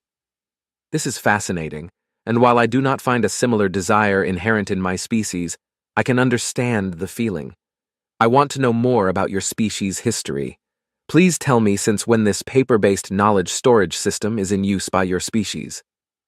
Sam was hopping through a few different emotions when she replied to not know the exact year and guessed it to be sometime around 5,000 years in the past. After a brief calculation, Nayar was able to contextualize that time frame and was actually mildly surprised by its length. From how Sam had complained about knowing very little about past humans, this would cover a significant part of their species' history and billions of humans' lives. It also very much awakened her desire to learn from this wealth of information. I would like to receive copies of the stored language describing the non-fictional events happening through those 5,000 years to learn about your species' history. Neil was a bit surprised, but it was actually about the total lack of her surprise about what Nayar had just requested. Though it was likely that she did vastly overestimate the worth and amount of knowledge that was to be obtained from the humans' past. Not holding back on the gestures, she explained, I can provide you with contextualized historical records, but those early writings themselves won't be very useful to get a good look at the past. They are at best a spotty recollection, and at worst, full-on lies. I did mention the printing press, which is about 2 centuries younger than you, that changed our world by enabling the mass reproduction of written text. From then on, records became abundant, and there is more we know about the 8 centuries since the printing press than we know about all the millennia before. Nayar gave her no time to explain further by throwing in the request. Please elaborate on the historic timeline, as I have misunderstood your species' development history. Since when does the human species exist, and how long ago have you begun using machines? Did the translator sound impatient, or had that been a fluke? Finding a clear distinction between the latest pre-humans and the earliest humans remains impossible, but the transition had happened around 200,000 years ago. The time leading up to the first written records is called prehistory, a time where we could only piece together the development of our ancestors through the larger impacts they had made on the world, and the artifacts that could withstand so many seasons to then be found, recorded, and contextualized by historians. What we call modern times, the age of complex machines, began nearly 600 years ago and was followed by the space age, which we call the current times, though personally, I'd say we have moved into the stellar age by now. Anyway, the space age started when the first humans visited another planetary body 250 years ago. A long silence followed, so long that Neil actually became slightly worried. It was also because Nayar remained unmoving, and her stadium spotlight gaze became unnerving. Carefully, she asked, Is everything okay? So humans were simultaneously older and younger than Nayar's species. The first of those billions of beings came into existence 200 millennia ago. They only properly knew what happened for 5 of them, then began developing technology just in the last millennium, and on that peak, somehow made it from the first of their machines to interplanetary spaceships in less than 4 centuries. How was that even possible? It had taken Nayar's species nearly 2 centuries to master the mathematics of atmospheric flight alone. Being able to leave their own planet had taken 10 times that, which did not include learning to understand the complex physical environment of deep space. Just when she thought she could somewhat understand and even relate to humans, Sam had shared this barely believable information. How could their society even work during the times of these incredibly rapid changes? Was this possible because they exchanged all individuals on a regular basis because of death by age, making it easier to adapt? Evolutionary changes could not be responsible for it, as those would take significantly longer than the few centuries that were their complete history. This timeline, coupled with their vast population number, made it completely impossible for Nayar to imagine their world at any point in their past. She had assumed that the humans must have vaguely followed a similar development path as her species, probably slowed by their limited lifespans and their inefficient method of sharing knowledge. She had imagined them unfolding their potential over tens of thousands of years, instead of basically exploding into their space age within centuries of finding an efficient way to overcome one of those limitations. If the first ones of their species had been able to store all their knowledge and build as Nayar could do, what would they have accomplished in those 200 millennia? Or just taking the current state of the humans, how different would they be a century in the future? Her mind reeled from the multitude of scenarios that unfolded themselves. Pulling herself back into the present, she noticed that, once again, she had frozen up before Sam. In an attempt to explain herself, she put together a few words and sent them to the translator. The first one became independent 7,342 years ago, so that is also the total age of my species, and it had taken us 5,000 years to leave our world of origin. Neil tried her hardest to comprehend that number. Over 7,000 years. The first one was older than all of humanity's civilized history. The knowledge she must have accumulated in that time had to be immense. The memories of hundreds of thousands, no, millions of days stored in that perfect memory. That alone was already inconceivable. But Nayar had brought all that with her, on top of her own 1,000 years of memories. And then there even more of her species. At least tens of thousands more. How many were older than Nayar? Her mind was racing, and it only now truly hit Neil what immortality meant in this context. Just trying to get the barest idea of all the time Nayar's mind held, hit the limits of her imagination, and she thought to have gotten a glimpse of what truly could be called eternity. If every single individual of her species also held all that knowledge, well, she found only the entirety of the internet to be comparable in sheer volume. The humans had meticulously collected so much information through all of their history, and in the last 2 centuries, mostly worked on making it accessible and usable by every single individual.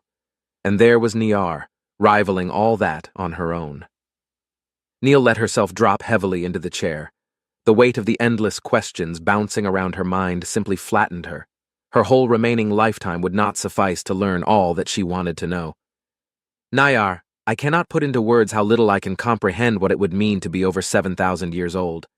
I hope you agree when I say that comparing our history and timelines doesn't make much sense. She put her hands up and dug her fingers into her curly hair as she continued. I do know now that it's impossible for me to learn more than a tiny part of the first one's life, but I would at least like to hear if she found her child again. If it's okay, I'd like you to continue the story. Behind the barrier, Nayar lowered her head to be at eye height to Neil. The booming voice of the translator spoke. I will gladly tell you. The first one had spent 2 cycles in a constant state of movement with the goal to find fast breeder nests and her offspring. And in the storm periods she had foregone hibernation and focused her mind on pulling knowledge out of her memories and observations. She found methods to induce order in her mind, which were the early forms of meditation, and proceeded to solve the scientific problems that stood before her. It was her first foray into the discovery of fundamental laws of the mathematical universe. The wakefulness came at a great energy cost, though, and left her with an intense hunger after the storms. This had significantly influenced her biology and made her body skip the creation of another offspring during the 7th time of abundance. But it had also given her unprecedented understanding about the world, and she had improved her armor and fighting technique to a degree where she had become nearly impervious to the fast breeder attacks. During the following cycle's cooling period, she was then reunited with her offspring as she attacked a hunting group of predators. It had been a surprise and also a moment of great joy when her offspring joined her in support. Remarkable had also been the change in her offspring, as she now not only displayed a sharp increase in intelligence, but also communicated that she had joined in the first one's agency in the time of separation, to cull the fast breeders and protect the ancestor species. Only after the time in solitude did she become the second one of my species. Nayar fell silent, and Neil thought for a moment that she was already done with the story and was about to say something when the translator cut her off. The time after their reunion is not a time I can speak about lightly. The first one allowed herself to conceive more offspring, and so did the second one. Of the 5 offspring becoming independent through the following 6 cycles, only 3 returned from their juvenile solitude. The first one understood that for the survival of my species, the fast breeder predators must be eradicated completely, as the forest was receding in the endless advance of the desert. Did they kill all fast breeders? Neil could not stop herself from interjecting. A minute passed before the answer came, seemingly turning the booming voice of the translator into a somber shadow of itself. Yes. But Nayar then quickly continued as if the interruption did not happen. By the time the last predators in the forest were hunted down, my species had understood the principles that governed atmospheric flight enough to build gliding wing craft. With them, they crossed the desert expanse to seek out the forest they assumed to be on the other side. Though they found fertile lands, they noticed them to be devoid of my ancestral species, as the predators had taken down all of them. My species resumed the campaign of eradication there until there were truly no fast breeders left on the origin world.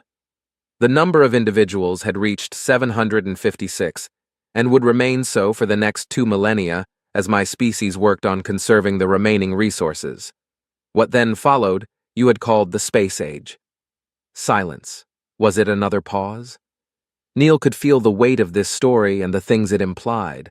Nayar's emotionless storytelling was actually a positive thing in this case, as at least it spared Neil the turmoil these memories must cause. "I'm so sorry," she said quietly. This reaction was unexpected. The emotions coming from Sam were entirely sympathetic, and she so strongly emanated reassuring and consoling sentiments that their warmth surprisingly pushed away the fear, distress, and deeply entrenched shame that had come with these memories. "I don't understand," Nayar unwittingly put her confusion into words.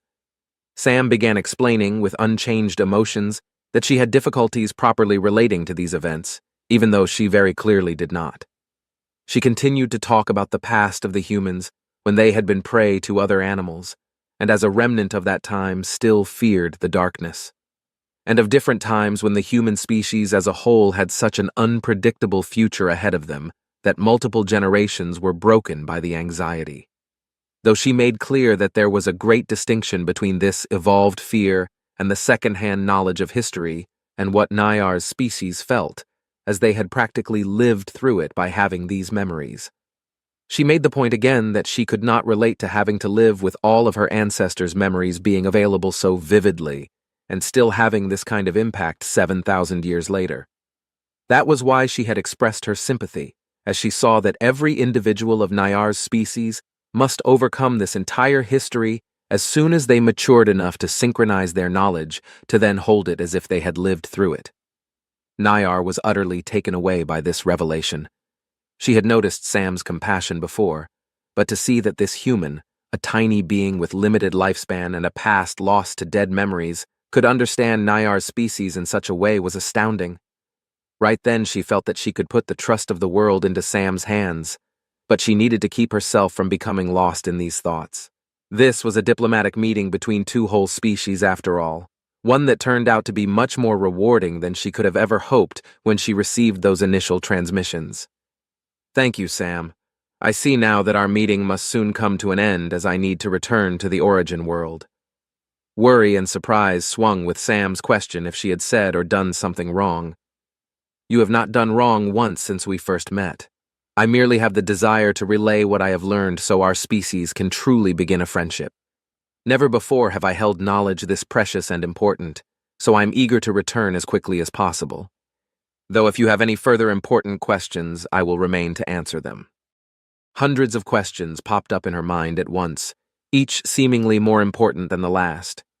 And it was hard enough keeping her head straight without the added pressure of Nayar seemingly rather keen on leaving. which she could not quite shake, feeling like a bad sign despite the reassurances. Somehow, she did manage to prioritize and first asked, "Do you mind telling me where your origin world is, so we won't get into your territory by mistake?" There would be no issue with human ships visiting the origin world. My species will welcome you even without the knowledge I've obtained. Nevertheless, I am unable to provide you the location as I cannot express my system of navigation with language. Well, how far away is it? Neil asked, before quickly adding, "We measure stellar distance in light years. That is the length of space light travels in vacuum within 1 Earth year, which in this case is 365.25 days. She noticed Nayar's gaze shifting and turned her head to see that those black eyes were probably fixed on the mechanical clock. A long pause followed, which made it clear for Neil that there were some calculations going on. "The distance to the world of origin from here is 10,012.5 light years. The translator interrupted the silence. When the number 10 came, she was surprised. After the word thousand followed, she was deeply shocked. The energy necessary to travel that distance would probably be impossibly large. If Neil were to use her ship, the power needs would probably rival that of entire nations. There was no worry that humans could stumble upon that territory. It was straight up impossible. I think I may have explained it badly. You see, Earth is a bit more than 200 light years away, and I needed a catapult to come here quick enough. To get back, I'd probably need to split the journey into 20 or so parts, and it'll take me about a month."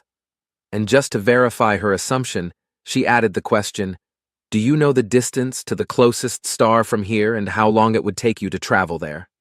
"It is 4.2 light years away, but since I do not know the path to it, I can only assume from the distance that I would have to travel less than a day to reach it. Please understand, distance is irrelevant in space travel as only the chosen path will dictate the travel time." Neil stuck her fingers deep into her curly hair and massaged her scalp. The distance was correct as she remembered from the charts when she looked up the meeting place coordinates. So Nayar also had the ability to travel with breathtaking efficiency. She would leave those questions for the astrophysicists, though, and asked something else instead. "Do you want to tell me why you can't send a message to others of your species about this meeting instead of going back?" "My species cannot use our inherent ability to share knowledge across a distance that vast, and the information density is greatly reduced when translating it into other forms of energy so it may be sent. It would not be befitting the importance of this knowledge to warp it, and so rob it of its full context." One question crystallized from this reply that she immediately posed. "Your species does not know of this meeting?" I was not alone when I had received the first messages, and the other individual has taken that knowledge back to the world of origin. "Oh, okay," Neil said in reply, while she tried to figure out how to phrase the next question.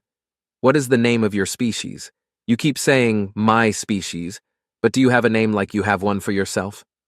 Nayar's large head turned, and she shifted her massive frame before replying through the translator. "We do not have a name. If you need a name for my species to identify us to other humans, you may now select one of your choosing since this language system is yours." Did she understand right that she was supposed to give Nayar's species a name? She had a hard time keeping her voice straight when she asked for clarification. "You want me to name your species?" "Yes," the translator replied, while behind the transparent barrier, Nayar's head went up and down. Now she very much felt put on the spot. In official documents, they had been named after the system where their first signals had been received, a numerical designation. For a moment she pondered if it would be best that she should just come up with a new word, but then she remembered that she didn't need to do that. "What do you think of Initori?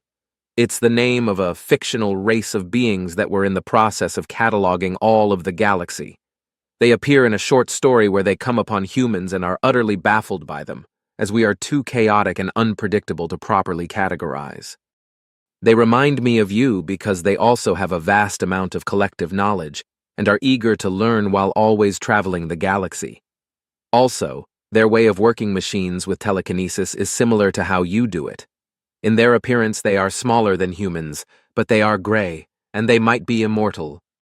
Sam's emotions connected to the word she had chosen were pleasant and warm, making it immediately apparent that it was indeed a good choice, though there was a tint of embarrassment that swung with her words. This is a wonderful choice then, and I thank you for so carefully selecting the word. I would like to know the source of your embarrassment in connection with the fictional species you have described. Now she was properly flustered, it seemed, and it took a moment before Sam explained that she herself had been the author of that story, and she wasn't sure if it was reasonable for her to use a word that she had made up. This has not changed my opinion, and I am happy to accept us to be known after a creation of yours. Please tell me if there is anything else you would like to know before my departure. There was a tang of anxiety when Sam replied that she had many questions, but did not want to be the cause of further delay. But she did ask what Niar's plans were after the meeting had ended. I will adapt my ship to the optimal path that will lead me back to the world of origin, which I will reach in 25 days. There I will travel to synchronize with as many as possible to spread the memories of this meeting. You must expect other individuals of my species to visit this location in 25 more days, wanting to further engage in meetings to learn more about humans. I hope you will be as well returning as you are the sole human individual my species knows. Sam expressed that she would make sure the meeting location would not be left empty, and that the humans were as eager to continue relations as the Initorii. It was clear that she was holding back more questions. So this is it then, for now? When the translator spoke, it did sound a bit wistful, but maybe that was Neil's imagination once again. I have learned more than I have prepared for, and am sincerely impressed by the humans' achievements. Please take my utmost gratitude for your patience in the face of my mistakes, and for the presents you have brought for my species. Thank you, but it was you who made it possible for us to even communicate. I am very happy that we could set the groundwork for a relationship between our species. Let me also express my thanks for accommodating me on board of your beautiful ship. As she was talking, she had stepped up to the barrier until her face was nearly touching it. Only from this close could she see all of Niar, a view she had not gotten used to. Without thinking, she set her hand against the transparent material, as if that would let her feel the reality of what her eyes took in. The nervousness from the very beginning seemed to come back when she added, "On a personal note, I think you are incredible, Niar, and I can't properly express how fascinating the Initorian abilities are that you have shown me." Niar moved forward against the barrier as well, making her sizable presence very noticeable. Surprisingly, she then raised one of the 4 smaller arms and extended it to lightly touch the point where Neil was resting her hand with a single finger that smoothly narrowed down to a point that was twice as large as her palm. For a moment she held her breath. Had Niar not only noticed but also understood her intention? That would be once again quite embarrassing for Neil. But quickly she pushed those thoughts aside and used this moment to study Niar as she was closer than she had ever been before. The size difference between that single hand and Neil was striking. She could easily imagine being scooped up by it, as there was probably enough space on the palm for her to sit. From this close she could also see that the gray skin wasn't entirely featureless. There were several rings and lines where the surface structure seemed different. Neil pondered that those were areas that would extend or contract to make movement possible. It was also very non-human in other regards. The 3 fingers were the same length, and the hand itself looked symmetrical. It also wasn't clear if they even had bones inside, as the 2 retracted fingers were rolled in smoothly. Slowly, Neil stepped back. "Will I see you again?" "I will return once every individual on the Origin world has learned your name, Samantha Daniela Neil." Neil sat in the communication room of her ship, motionless. The larger and frankly much more impressive ship of Niar had long since left without a trace, and Neil had just come off the call with her contact. Half of her mind was still hung up on the exceptional experience of the last 2 days. The other half was reeling from the new information she had received through the call. She was supposed to lead a newly created interspecies knowledge exchange initiative, overseeing all future dealings and even coaching diplomats and scientists. In just 50 days, more Initorii would arrive, and she had no idea how numerous they would be. The only thing she did know, there were also a lot of human spaceships coming her way,